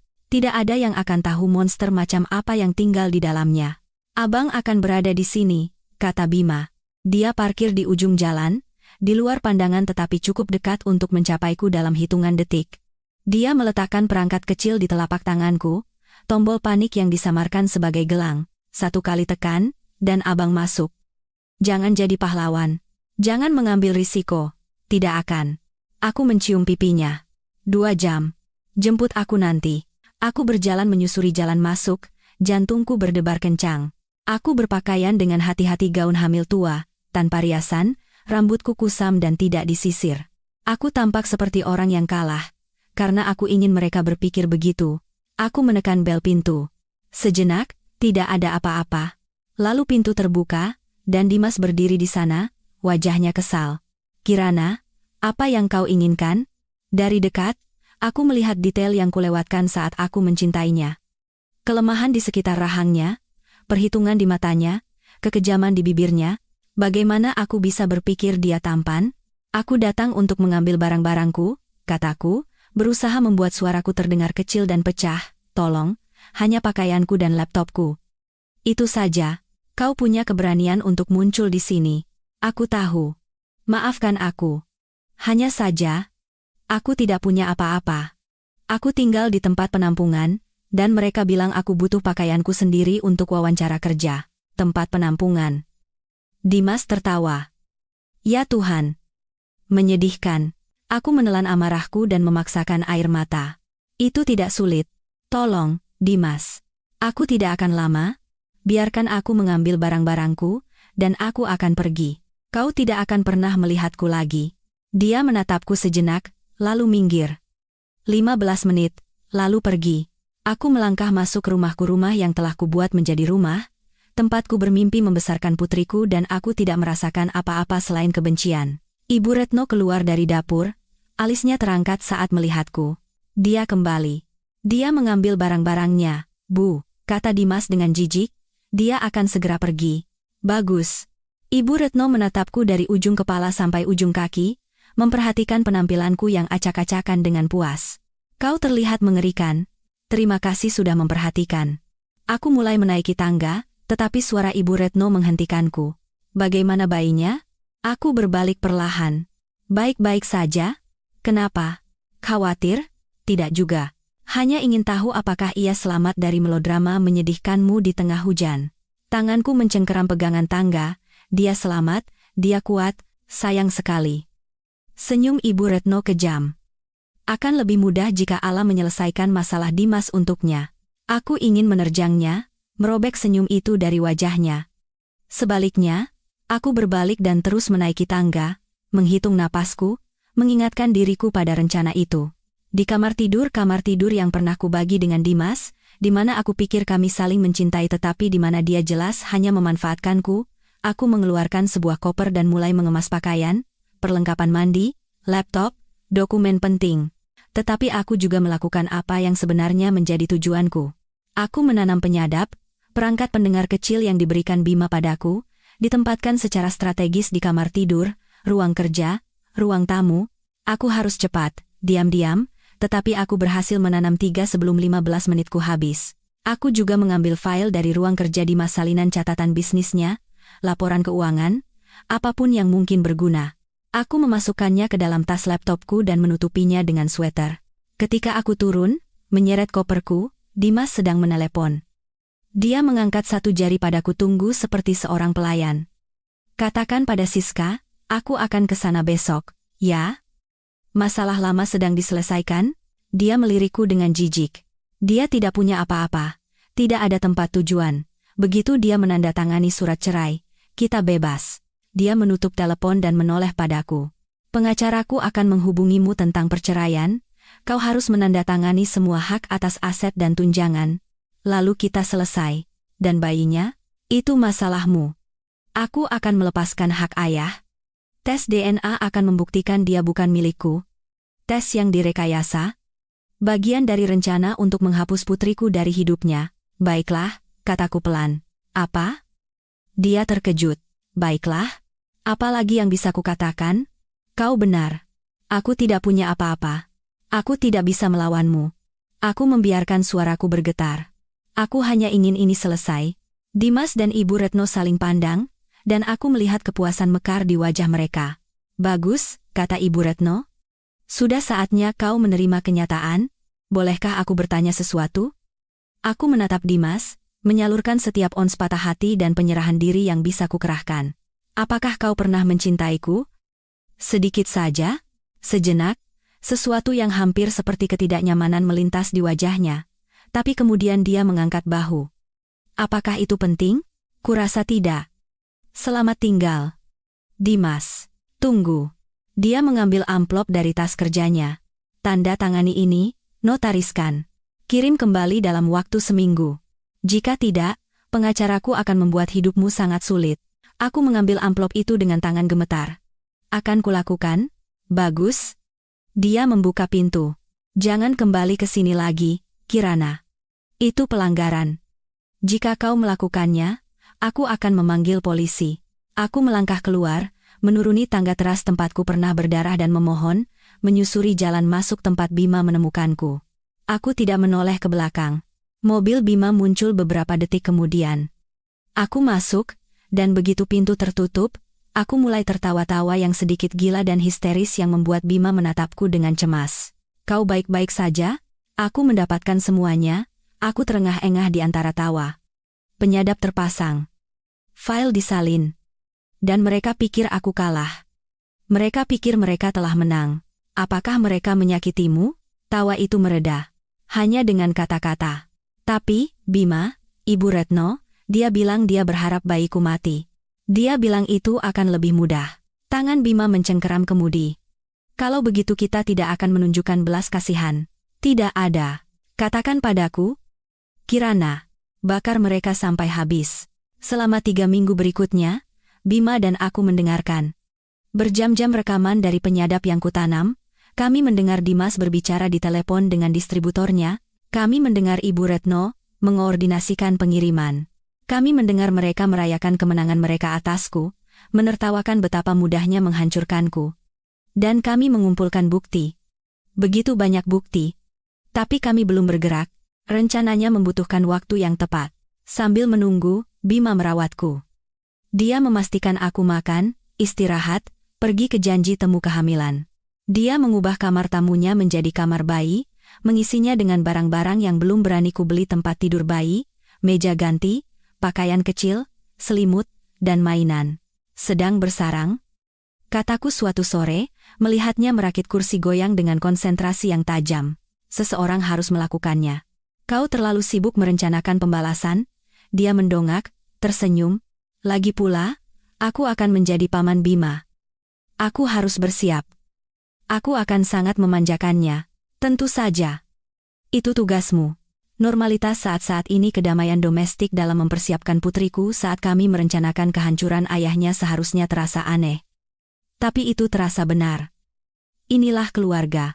Bukan dongeng yang kucoba paksakan dengan Dimas, tetapi sesuatu yang nyata, dan diperoleh dengan susah payah. Putriku sepertinya setuju. Dia kuat dan aktif, tumbuh tepat sesuai jadwal. Terkadang aku akan duduk di kamar yang dibuat Bima dan berbicara dengannya, menceritakan tentang dunia yang akan dia masuki, tentang paman yang sudah mencintainya, tentang bagaimana kita akan baik-baik saja tanpanya. Tapi kemudian, pada malam hari, aku akan kembali ke rekaman dan file, memicu kemarahanku. Akhirnya, setelah 3 minggu persiapan, semuanya sudah siap. Besok, kata Bima, kita mulai fase terakhir. Fase 1 adalah keuangan. Bima memiliki koneksi di mana-mana, bahkan di dunia perbankan. Menggunakan bukti yang kami kumpulkan, bukti pencucian uang Dimas, simpanan yang tidak dapat dijelaskan, perusahaan cangkang kami memicu penyelidikan penipuan. Pada Senin pagi berikutnya, semua rekening bank Dimas dibekukan sambil menunggu audit. Kami mendengarnya mengetahuinya melalui penyadap di ruang kerjanya. Dibekukan? Bagaimana bisa dibekukan? Aku punya cicilan rumah yang harus dibayar. Aku punya, mereka tidak bisa begitu saja membekukan rekeningku tanpa pemberitahuan. Kami mendengarnya menelepon pengacaranya, bankirnya, Pak Wijoyo. Semua orang memberinya jawaban yang sama. Itu adalah penyelidikan Polri. Tidak ada yang bisa mereka lakukan. Bisa memakan waktu berminggu-minggu untuk menyelesaikannya. Fase 2 adalah profesional. Sebuah petunjuk anonim dikirim ke majikan Dimas, perusahaan farmasi yang sah, tentang kejanggalan dalam laporan penjualannya, tentang perjalanan yang tidak sesuai dengan jadwalnya, tentang persediaan yang hilang. Belum ada yang ilegal secara langsung, hanya cukup untuk memicu penyelidikan internal. Pada hari Rabu, Dimas diskors dengan gaji sambil menunggu hasil penyelidikan. Kami mendengarnya memberitahu Ibu Retno, suaranya bergetar karena marah dan takut. Mereka sedang mengaudit semuanya. Setiap perjalanan, setiap penjualan, setiap laporan pengeluaran. Jika mereka menemukan, jika mereka menemukan tentang pengiriman, mereka tidak akan menemukannya, kata Ibu Retno, tetapi suaranya goyah. Kita sudah berhati-hati. Tapi seseorang mengejarku. Bang, sekarang ini bukan kebetulan. Kau pikir itu, Kirana? Dimas tertawa pahit. Dia mungkin tinggal di selokan di suatu tempat. Dia tidak bisa mengatur ini, bahkan jika dia mencoba. Kepuasan mendengar itu, mengetahui dia tidak tahu sama sekali, sangat manis. Fase 3 adalah pribadi. Bima menyuruh orang-orangnya mengawasi Dimas, mengikutinya, mendokumentasikan segalanya. Kami sekarang punya foto Dimas dan Siska bersama. Berciuman, tangannya di perut hamilnya. Memasuki hotel di siang bolong. Foto-foto ini dikirimkan kepada Ibu Siska, Nyonya Wijoyo. Ternyata, dia sama sekali tidak tahu putrinya menjalin hubungan dengan pria yang sudah menikah. Dia jelas tidak tahu Siska hamil olehnya. Dan dia sama sekali tidak tahu suaminya, Pak Wijoyo, terlibat dalam kegiatan ilegal dengan Dimas. Ledakannya sangat spektakuler. Kami tidak mendengarnya secara langsung, tidak ada penyadap di rumah mereka, tetapi kami mendengar akibatnya ketika Pak Wijoyo yang marah datang ke rumah Dimas. Istriku akan menceraikanku. Dia akan mengambil segalanya. Dan dia mengancam akan pergi ke polisi tentang... Suaranya menjadi lebih pelan. Tetapi penyadap kami masih menangkapnya. Bisnis ini, dia tahu? Tanya Dimas. Bagaimana dia tahu sesuatu? Siska memberitahunya. Dia menangis. Kesal karena kau sudah menikah. Dan semuanya keluar kehamilan. Janji yang kau berikan padanya. Segalanya. Dan istriku mulai mengajukan pertanyaan. Mulai menggali. Dan sekarang semuanya runtuh. Dan Siska? Bagaimana dia? Dia berusia 23 tahun dan hamil oleh seorang pria menikah yang sedang diselidiki polisi, hidupnya hancur. Pernikahanku hancur. Dan jika kita tidak bisa mengendalikan ini, aku akan... Tenang, kata Dimas, tetapi suaranya terdengar putus asa. Kita harus pintar tentang ini. Pintar? Apakah ini terlihat pintar? Rekeningmu dibekukan, kau diskors, istriku tahu segalanya. Dia tidak tahu segalanya. Dia tahu tentang perselingkuhan. Dia tidak tahu tentang pengiriman, tentang bisnis yang sebenarnya. Belum. Mereka berdebat selama 1 jam lagi. Kepanikan mereka meningkat. Keduanya mencoba mencari tahu siapa yang mengejar mereka dan bagaimana menghentikannya. Tidak sekalipun mereka mencurigaiku. Fase 4 adalah hukum. Menggunakan bukti yang kami kumpulkan, pengacara Bima mengajukan gugatan cerai atas namaku. Bukan perceraian yang tenang dan mudah, tetapi perceraian yang sengit dengan alasan penelantaran, kekejaman, dan perselingkuhan. Kami menyertakan laporan medis dari malam aku dirawat di rumah sakit, dengan catatan terperinci tentang paparan dingin dan kontraksi akibat stres. Kami menyertakan foto pintu yang tertutup dengan noda tangan berdarahku. Kami menyertakan pernyataan dari tetangga yang mendengarku berteriak.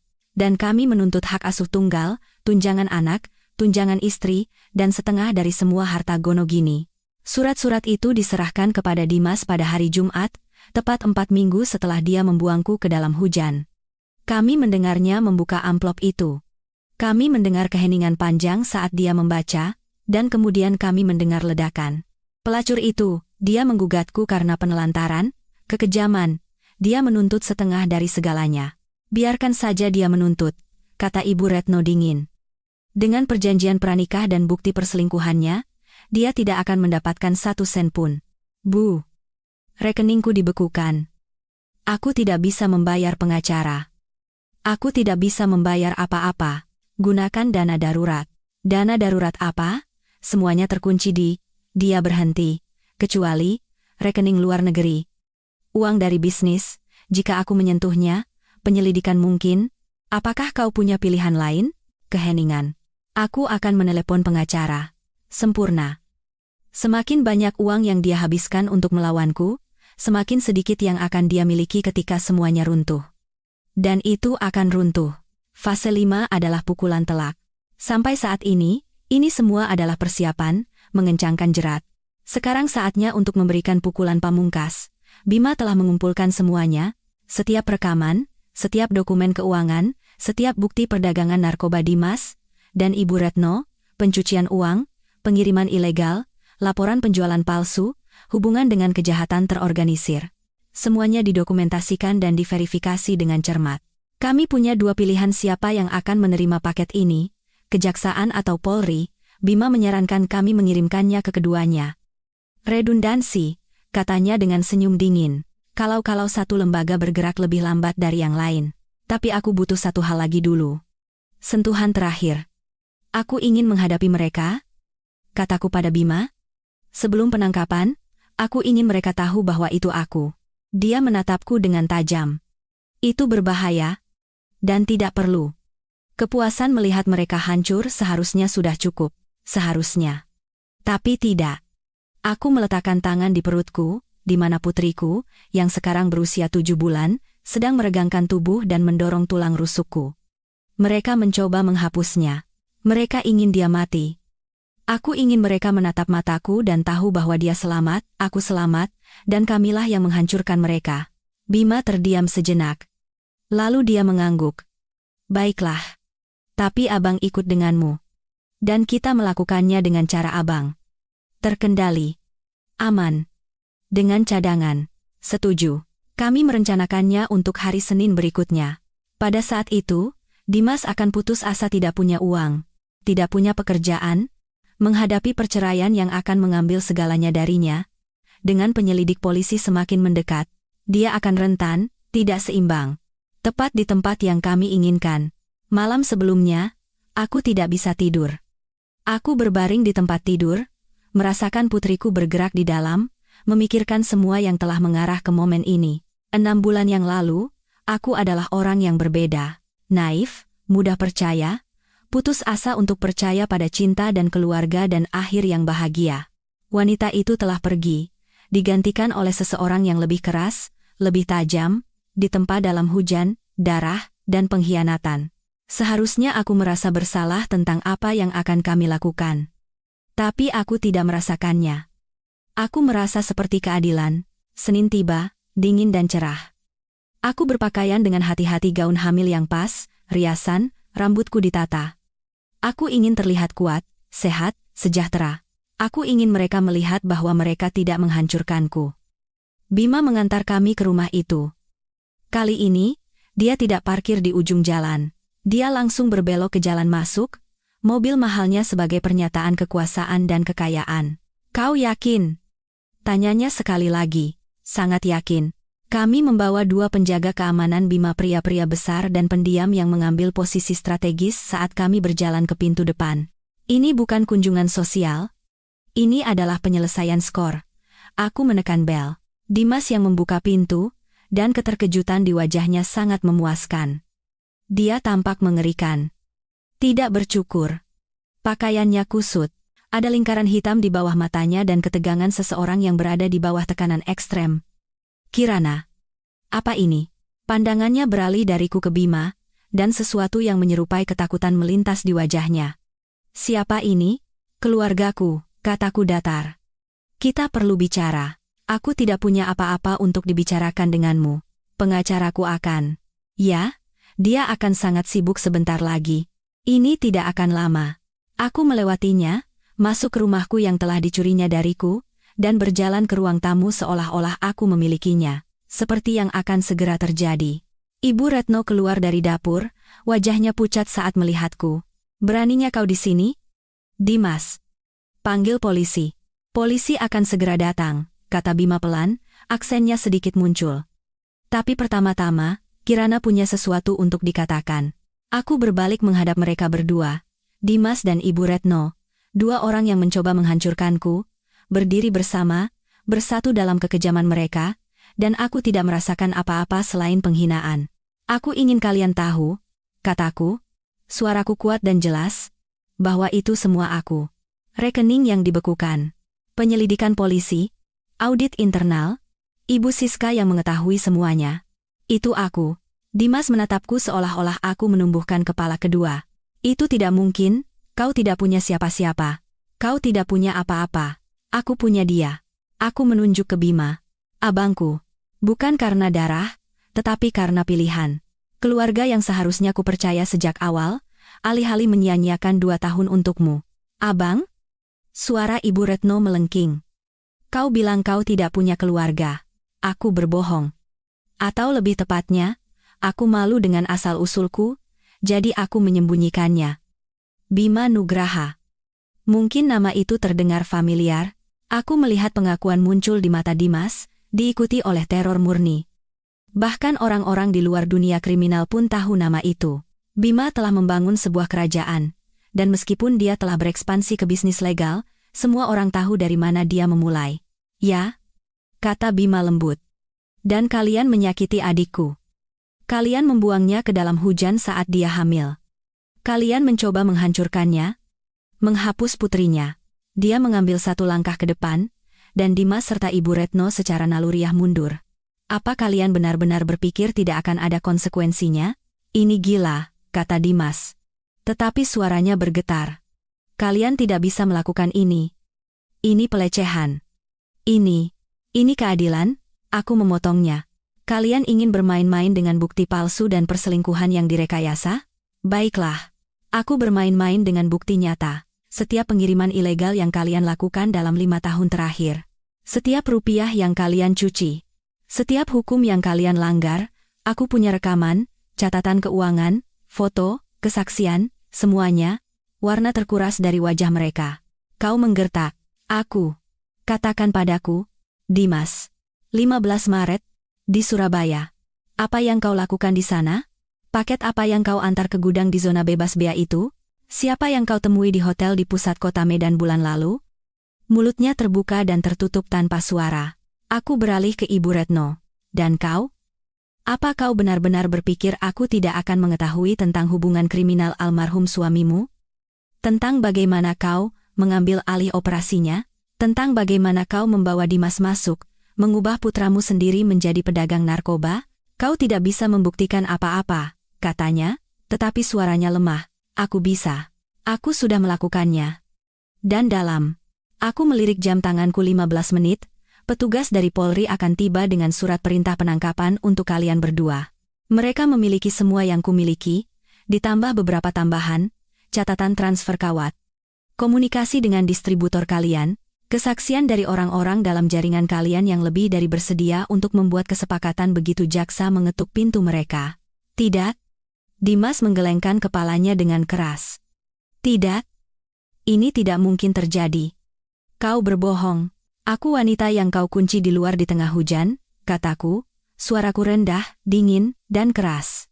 Aku wanita yang memohon padamu untuk membuka pintu saat bayimu mungkin mengalami pendarahan hingga mati.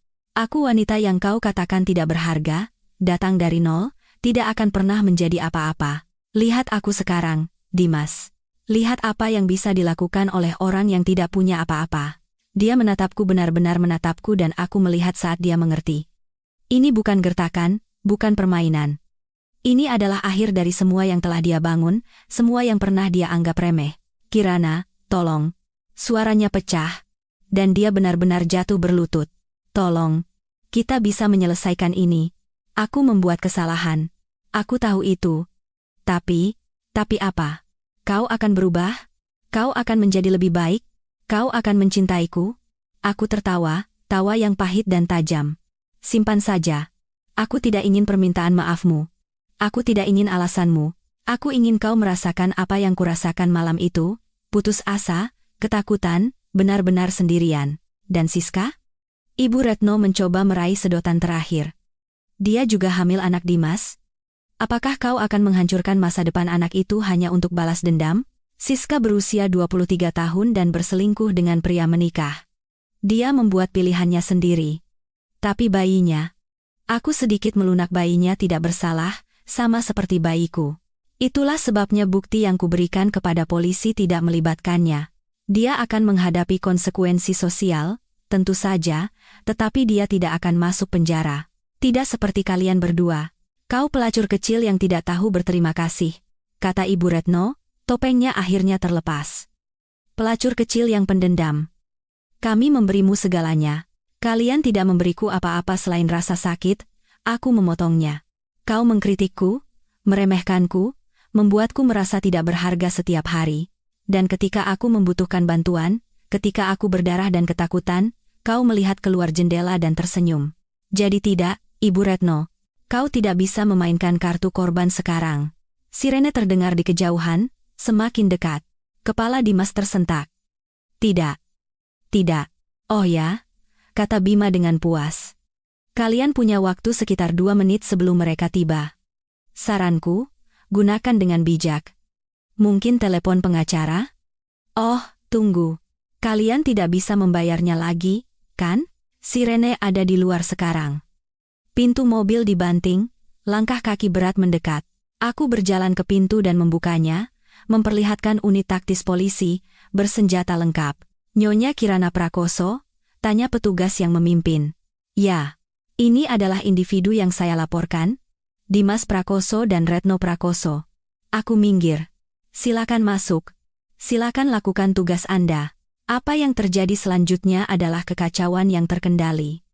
Petugas menyerbu masuk ke dalam rumah, membacakan hak-hak mereka, memborgol Dimas dan Ibu Retno. Dimas menangis, benar-benar menangis, memohon agar mereka menunggu, mendengarkan, mengerti. Ibu Retno diam, menatapku dengan kebencian murni. Biarkan dia, kebencian tidak berarti apa-apa saat kau menghadapi hukuman 20 tahun penjara. Saat mereka dibawa pergi, Dimas mencoba satu kali lagi. Kirana, tolong, pikirkan putri kita. Jangan biarkan dia tumbuh dewasa dengan mengetahui ayahnya di penjara. Aku melangkah di depannya, memaksanya untuk menatap mataku.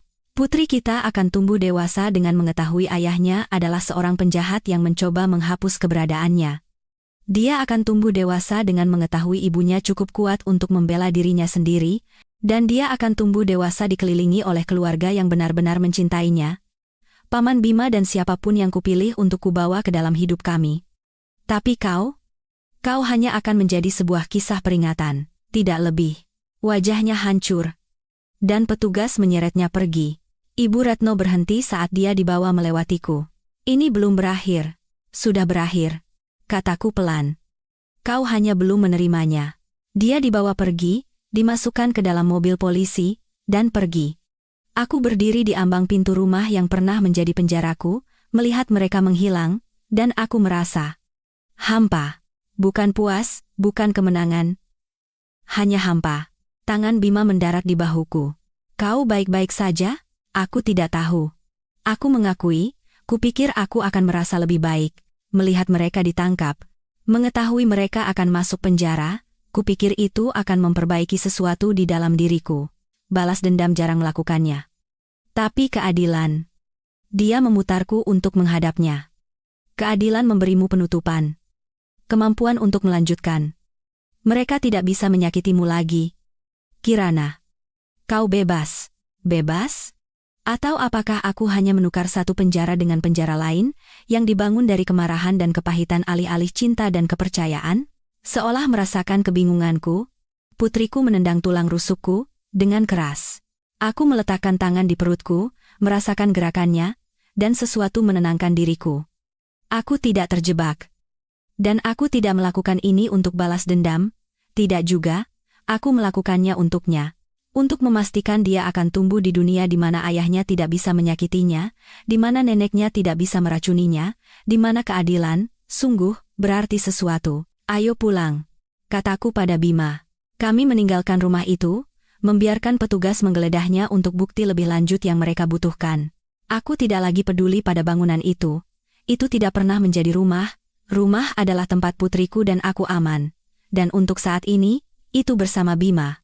Minggu-minggu berikutnya adalah pusaran proses hukum, perhatian media, dan komplikasi yang tak terduga. Penangkapan itu menjadi berita besar. Perwakilan farmasi dan ibu ditangkap dalam jaringan narkoba jutaan dolar.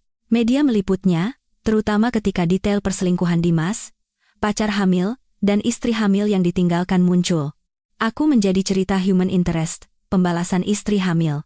Bagaimana dia menjatuhkan suami pedagang narkobanya.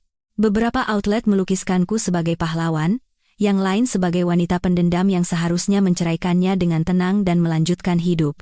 Aku tidak peduli apa yang mereka pikirkan, aku punya hal-hal yang lebih penting untuk diperhatikan, seperti perceraian. Dengan Dimas ditahan sambil menunggu persidangan, tidak mampu membayar pengacara, dan dihadapkan pada bukti yang melimpah atas kejahatannya, prosesnya berjalan cepat. Perjanjian pranikah dibatalkan ternyata, klausul perselingkuhan tidak berlaku ketika pihak yang menuduh merekayasa bukti dan melakukan banyak kejahatan. Aku diberikan hak asuh tunggal atas putri kami, rumah yang segera kujual. Aku tidak ingin melihatnya lagi, dan setengah dari sisa aset perkawinan yang sah setelah penyitaan pemerintah. Tidak banyak, sebagian besar kekayaan Dimas ilegal dan disita tetapi cukup, bersama dengan dukungan Bima, untuk memulai kembali. Pak Wijoyo juga ditangkap, dan perusahaannya runtuh di bawah skandal itu. Ibu Siska mengajukan gugatan cerai dan membawa putrinya pindah ke provinsi lain untuk tinggal bersama keluarga. Aku merasa sedikit kasihan pada Siska. Dia bodoh dan egois, tetapi dia juga muda dan dimanipulasi oleh penjahat yang lebih tua dan lebih berpengalaman. Aku meminta pengacara Bima mengiriminya pesan.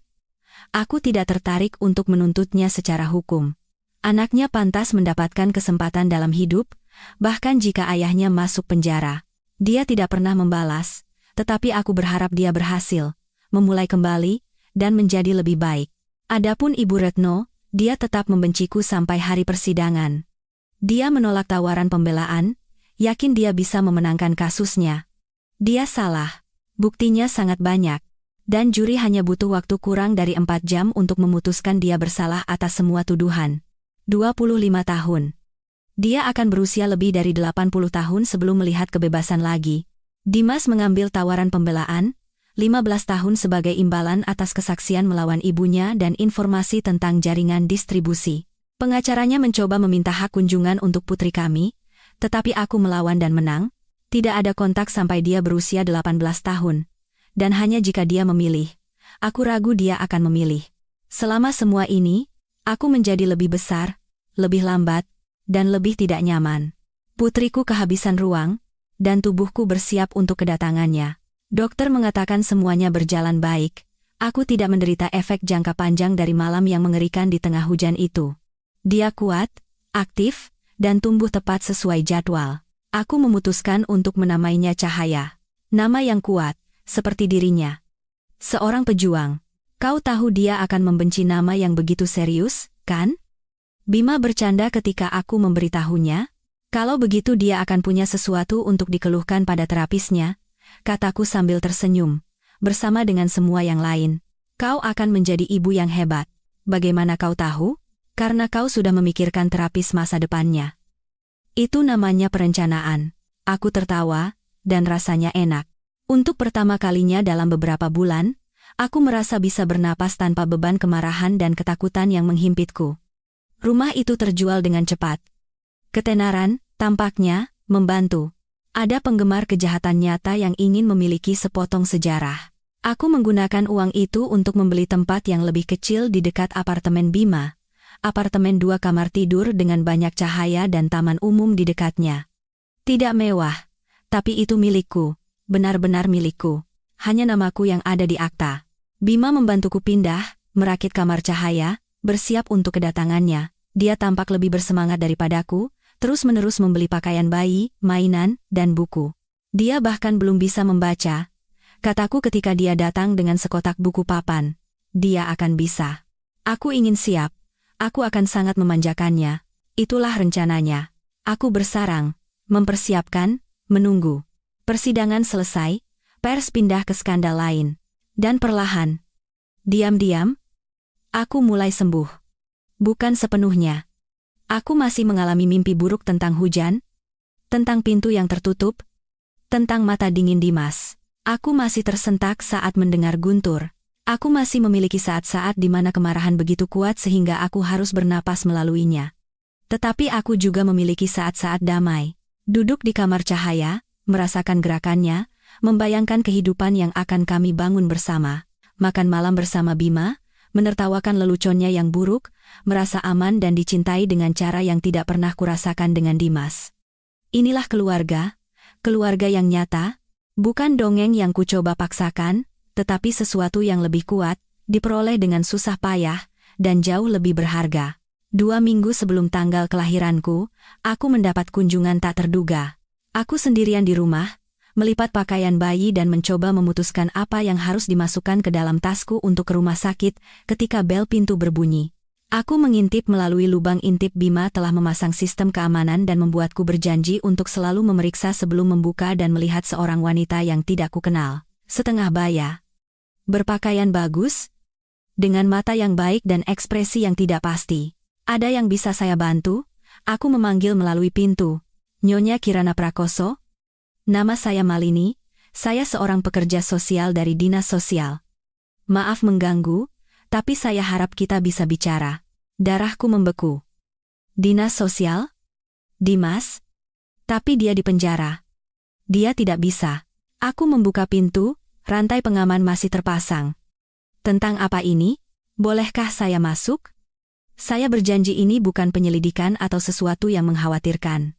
Saya hanya punya beberapa informasi yang menurut saya harus Anda ketahui. Setiap naluri berteriak bahaya, tetapi matanya benar-benar baik, dan aku punya nomor telepon darurat Bima jika ada yang salah. Aku membiarkannya masuk, menunjuk ke sofa, dan duduk di kursi berlengan di seberangnya, tangan secara protektif di atas perutku. Tentang apa ini, Bu Malini? Bu Malini mengeluarkan sebuah map.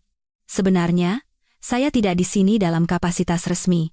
Saya di sini karena saya mengenal ibumu, Dunia Miring. Apa? Ibu kandungmu, Anindita. Dia adalah salah satu kasus saya bertahun-tahun yang lalu, ketika kau pertama kali ditempatkan di panti asuhan. Aku tidak bisa bernapas. Ibuku adalah hantu, lubang dalam sejarahku. Aku telah diberitahu bahwa dia meninggalkanku di rumah sakit saat aku berusia 3 bulan, tidak pernah ditemukan, dan aku tidak akan pernah tahu siapa dia. Saya tidak mengerti. Hanya itu yang bisa kukatakan. Anindita tidak meninggalkanmu, kata Bu Malini lembut. Dia dibunuh oleh ayahmu, seorang pria bernama Wira. Dia terlibat dalam kejahatan terorganisir, dan ketika Anindita mencoba meninggalkannya untuk melindungimu, mereka menemukanmu bersamanya. Kau terlalu kecil untuk mengingatnya, syukurlah. Air mata mengalir di pipiku. Kenapa? Kenapa kau memberitahuku sekarang? Karena Wira meninggal di penjara tahun lalu. Dan karena ketika kasusmu menjadi berita apa yang terjadi dengan suamimu saya melihat namamu, Kirana. Kau masih menggunakan nama belakang ibumu, dan saya pikir kau pantas mengetahui kebenarannya. Bahwa ibumu mencintaimu. Dia mati saat mencoba menyelamatkanmu.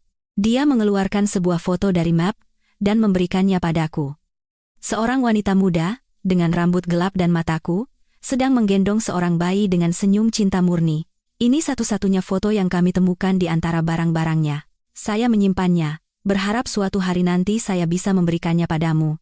Aku memegang foto itu dengan tangan gemetar, menatap ibu yang tidak pernah ku kenal, melihat cinta yang tidak pernah kudapatkan darinya tetapi selalu ada di sana. Dia pemberani, lanjut Bu Malini, meninggalkan pria berbahaya, mencoba melindungi putrinya, bahkan ketika dia tahu apa akibatnya. Kau mendapatkan kekuatanmu darinya?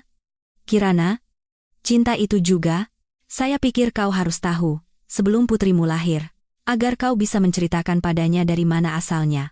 Aku tidak bisa berbicara, hanya memegang foto itu dan menangis untuk ibu yang hilang, untuk kehidupan yang mungkin kami miliki bersama, untuk pola yang hampir kuulangi dengan memilih pria yang kejam. Tapi aku telah mematahkan polanya. Aku telah melawan, aku telah melindungi putriku, sama seperti ibuku mencoba melindungiku. Setelah Bu Malini pergi, aku duduk di kamar cahaya, memegang foto itu, merasakan cahaya bergerak di dalam, dan aku merasakan sesuatu bergeser. Kemarahan hampa yang telah mendorongku selama berbulan-bulan akhirnya mulai mereda, digantikan oleh sesuatu yang lebih lembut, tetapi tidak kalah kuat. Tujuan. Aku akan membesarkan putriku menjadi kuat, untuk mempercayai nalurinya, untuk tidak pernah menerima kurang dari yang pantas dia dapatkan. Aku akan menceritakan padanya tentang Nenek Anindita, yang berjuang demi cinta, dan Paman Bima, yang membuktikan bahwa keluarga adalah apa yang kau buat. Dan ya, tentang ayahnya, agar dia mengerti bahwa terkadang orang yang seharusnya mencintaimu akan menyakitimu, dan saat itulah kau harus cukup mencintai dirimu sendiri untuk pergi. Atau, dalam kasusku, untuk membakar dunia mereka sampai habis dan bangkit dari abunya. Cahaya lahir pada tanggal 15 Januari, 3 hari setelah tanggal perkiraan, setelah 18 jam persalinan yang hampir membunuhku. Oke, itu dramatis, tapi rasanya seperti itu. Bima ada di sana sepanjang waktu, memegang tanganku, membiarkanku berteriak padanya, memberiku es batu dan dorongan, dan mengancam dokter jika mereka tidak memberiku lebih banyak pereda nyeri. Kau hebat, katanya berulang kali. Aku membencimu, aku terengah-engah di antara kontraksi. Aku tahu. Bernapaslah. Ketika cahaya akhirnya lahir, dengan berat 3,3 kilogram, rambut gelap lebat, dan paru-paru yang bisa memecahkan kaca, aku melupakan setiap detik rasa sakit. Dia diletakkan di dadaku, makhluk kecil yang sempurna ini, dan aku jatuh cinta dengan cara yang belum pernah kurasakan sebelumnya. Inilah cinta tanpa syarat itu. Ganas, protektif, bukan hal yang putus asa dan cemas yang kurasakan untuk Dimas, selalu bertanya-tanya apakah aku cukup baik. Ini adalah kepastian. Aku akan mati untuk anak ini. Sebenarnya, aku hampir melakukannya. Sempurna. Bisik Bima. Air mata mengalir di pipinya. Kirana. Dia sempurna. Ya, aku tidak bisa melepaskan pandanganku dari wajahnya. Dia memang sempurna. Kami tinggal di rumah sakit selama 2 hari, prosedur standar untuk memastikan cahaya makan dengan baik dan aku pulih dengan benar. Para perawat sangat luar biasa, mengajariku cara menyusui, mengganti popok, dan bertahan hidup dengan tidur 2 jam. Bima mengunjungi kami setiap hari, membawa bunga, boneka binatang, dan lebih banyak pakaian bayi. Dia menggendong cahaya seolah-olah dia terbuat dari kaca, berbicara padanya dalam bahasa Indonesia, berjanji akan memberinya dunia. Dia akan menjadi pembuat onar, aku tahu itu, katanya padanya, sama seperti ibumu. Tapi Paman Bima akan mengajarimu cara menjadi pintar, cara agar tidak tertangkap. Tolong jangan ajari putriku menjadi penjahat, kataku, tetapi aku tersenyum. Aku mengajarinya strategi. Itu berbeda. Pada hari kami diizinkan pulang. Aku sedang mengemasi barang-barang kami ketika ada ketukan di pintu. Seorang wanita berdiri di sana, lebih tua, lebih formal, dengan lencana yang bertuliskan petugas penghubung penjara. Perutku melilit. Nyonya Prakoso, saya di sini karena suami Anda, Dimas Prakoso, telah meminta untuk bertemu putrinya. Dia berhak atas kunjungan yang diawasi sebelum perintah penahanan sepenuhnya berlaku. Tidak. Dia terkejut. Maaf, tidak. Dia tidak akan menemuinya. Tidak sekarang, tidak pernah.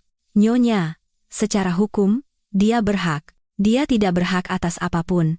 Dia membuangku ke dalam hujan saat aku hamil dengannya. Dia mencoba merekayasa bukti untuk mengklaim dia bukan miliknya untuk menghindari tanggung jawab. Dia dipenjara karena perdagangan narkoba. Dia tidak akan bertemu dengan putriku. Perintah pengadilan menyatakan tidak ada kontak sampai dia berusia 18 tahun. Periksa lagi dokumen Anda.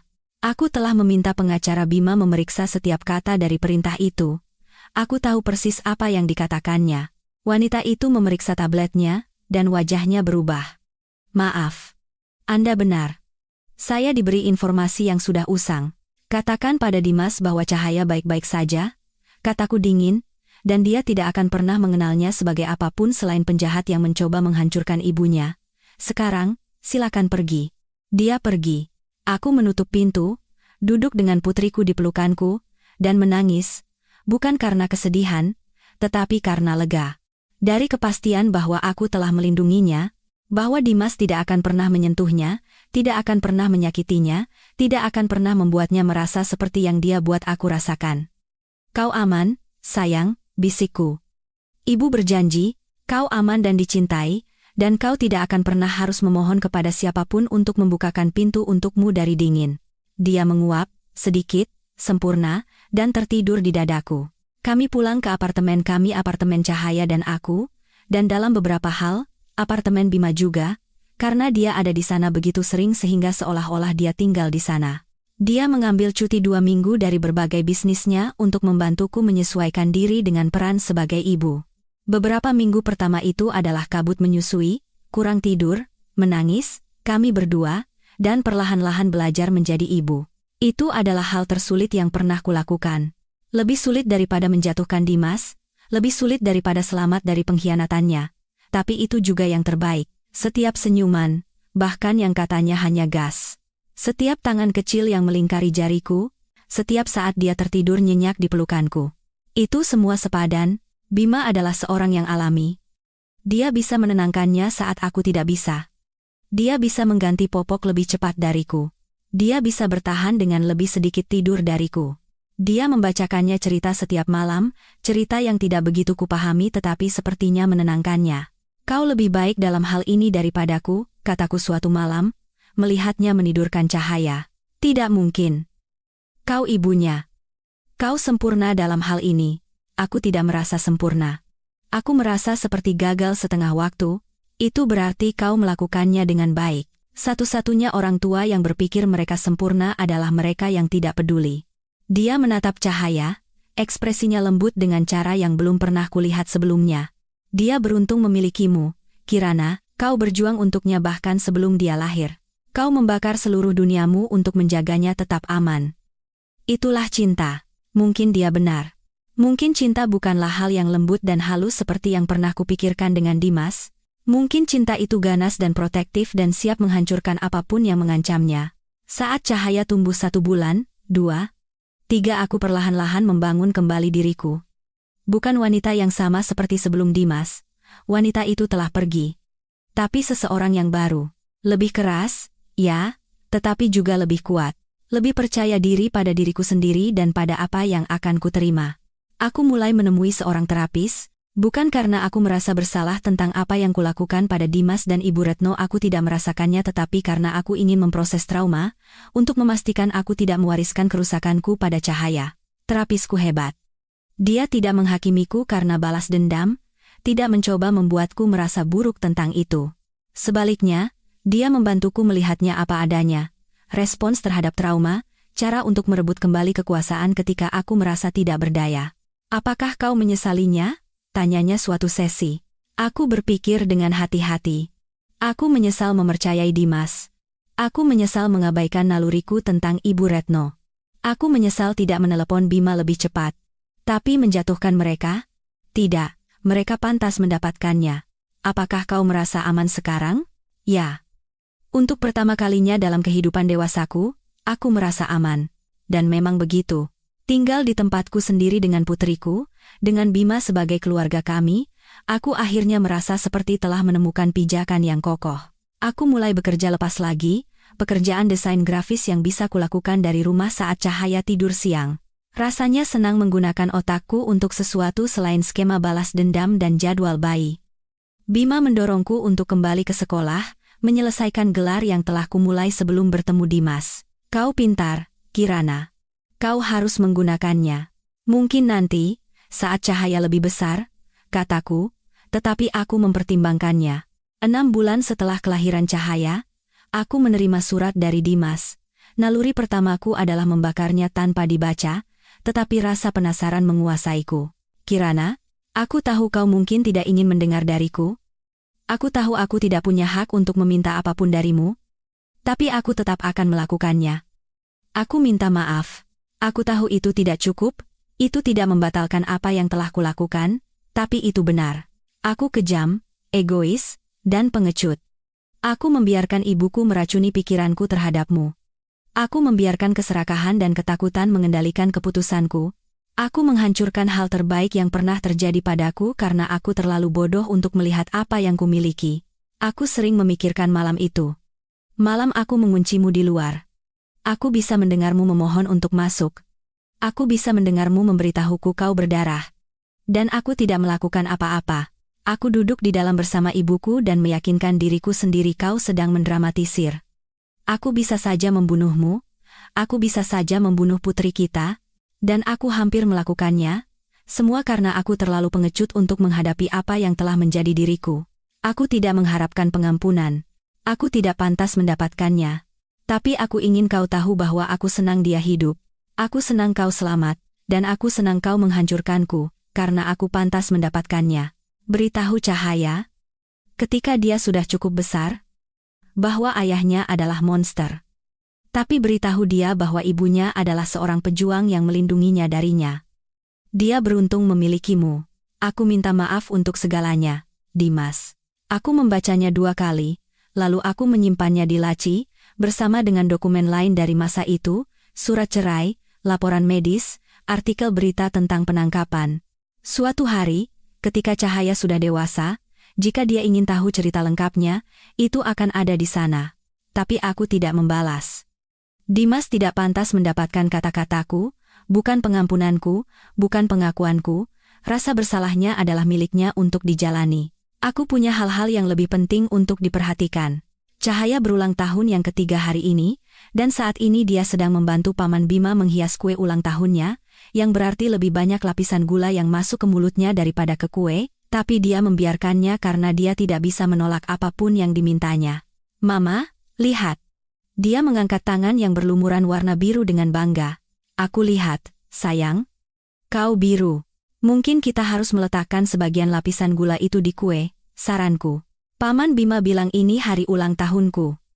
Aku yang membuat aturan. Aku melirik Bima. Dia mengangkat bahu tanpa penyesalan. Ini hari ulang tahunnya. Kau menciptakan monster. Dia sempurna, katanya, mencium puncak kepala Cahaya, sama seperti ibunya. Kami berada di apartemen kami. Sebenarnya, karena Bima secara resmi pindah 6 bulan yang lalu. Masuk akal. Dia ada di sini setiap hari, membantu merawat Cahaya, dan ketika dia bertanya apakah kami ingin mencari tempat yang lebih besar bersama, aku berkata ya. Bukan secara romantis Bima dan aku tidak pernah seperti itu, tidak akan pernah tetapi sebagai sebuah keluarga. Sebagai mitra dalam membesarkan gadis kecil yang luar biasa, keras kepala, dan cemerlang ini. Tentu saja, rumah baru kami memiliki 3 kamar tidur. 1 untukku, 1 untuk Bima, dan 1 untuk Cahaya, yang telah didekorasi dengan setiap putri dan dinosaurus yang bisa dia bujuk dari Paman Bima yaitu, semuanya. Aku tidak bercanda tentang dia yang tidak bisa menolak. Hidup ini baik. Benar-benar baik. Aku menyelesaikan gelarku tahun lalu, lulus dengan predikat cum laude dalam desain grafis. Aku bekerja dari rumah, mengambil klien yang kupilih. Bima terus mengembangkan bisnisnya, menjadi semakin sah sebagian karena dia ingin menjadi panutan yang baik untuk Cahaya. Kami tidak kaya raya, tetapi kami hidup nyaman. Yang lebih penting, kami bahagia. Cahaya tidak mengenal ayahnya. Ketika dia bertanya dan dia bertanya, karena anak berusia 3 tahun sangat jeli dan memperhatikan ketika anak-anak lain memiliki ayah, aku memberitahunya versi kebenaran yang sesuai dengan usianya. Ayahmu membuat beberapa pilihan yang sangat buruk dan harus pergi. Tapi kau punya mama dan paman Bima, dan kami mencintaimu lebih dari apapun di dunia. Lebih dari es krim? Tanyanya sekali. Lebih dari semua es krim yang pernah ada. Wow. Itu banyak. Ya. Memang. Dimas masih di penjara. Dia akan berada di sana setidaknya selama 12 tahun lagi. Ibu Retno juga, meskipun ku dengar kesehatannya memburuk. Usia dan penjara tidak cocok. Aku tidak merasakan apa-apa tentang itu. Bukan kepuasan, bukan rasa bersalah. Tidak ada. Mereka prosto bukan bagian dari hidupku lagi. Hidup ini baik. Terkadang orang bertanya padaku terapisku, teman-teman yang kubuat, ibu-ibu lain di taman, apakah aku menyesali caraku menangani semuanya? Apakah aku berharap aku kurang brutal, lebih pemaaf? Jawabannya selalu tidak. Dimas dan Ibu Retno mencoba menghancurkanku. Mereka mengunciku di luar di tengah hujan saat aku hamil, berharap aku akan keguguran atau menghilang karena malu. Mereka merekayasa bukti, memanipulasi sistem hukum, dan memperlakukanku seolah-olah aku tidak berharga.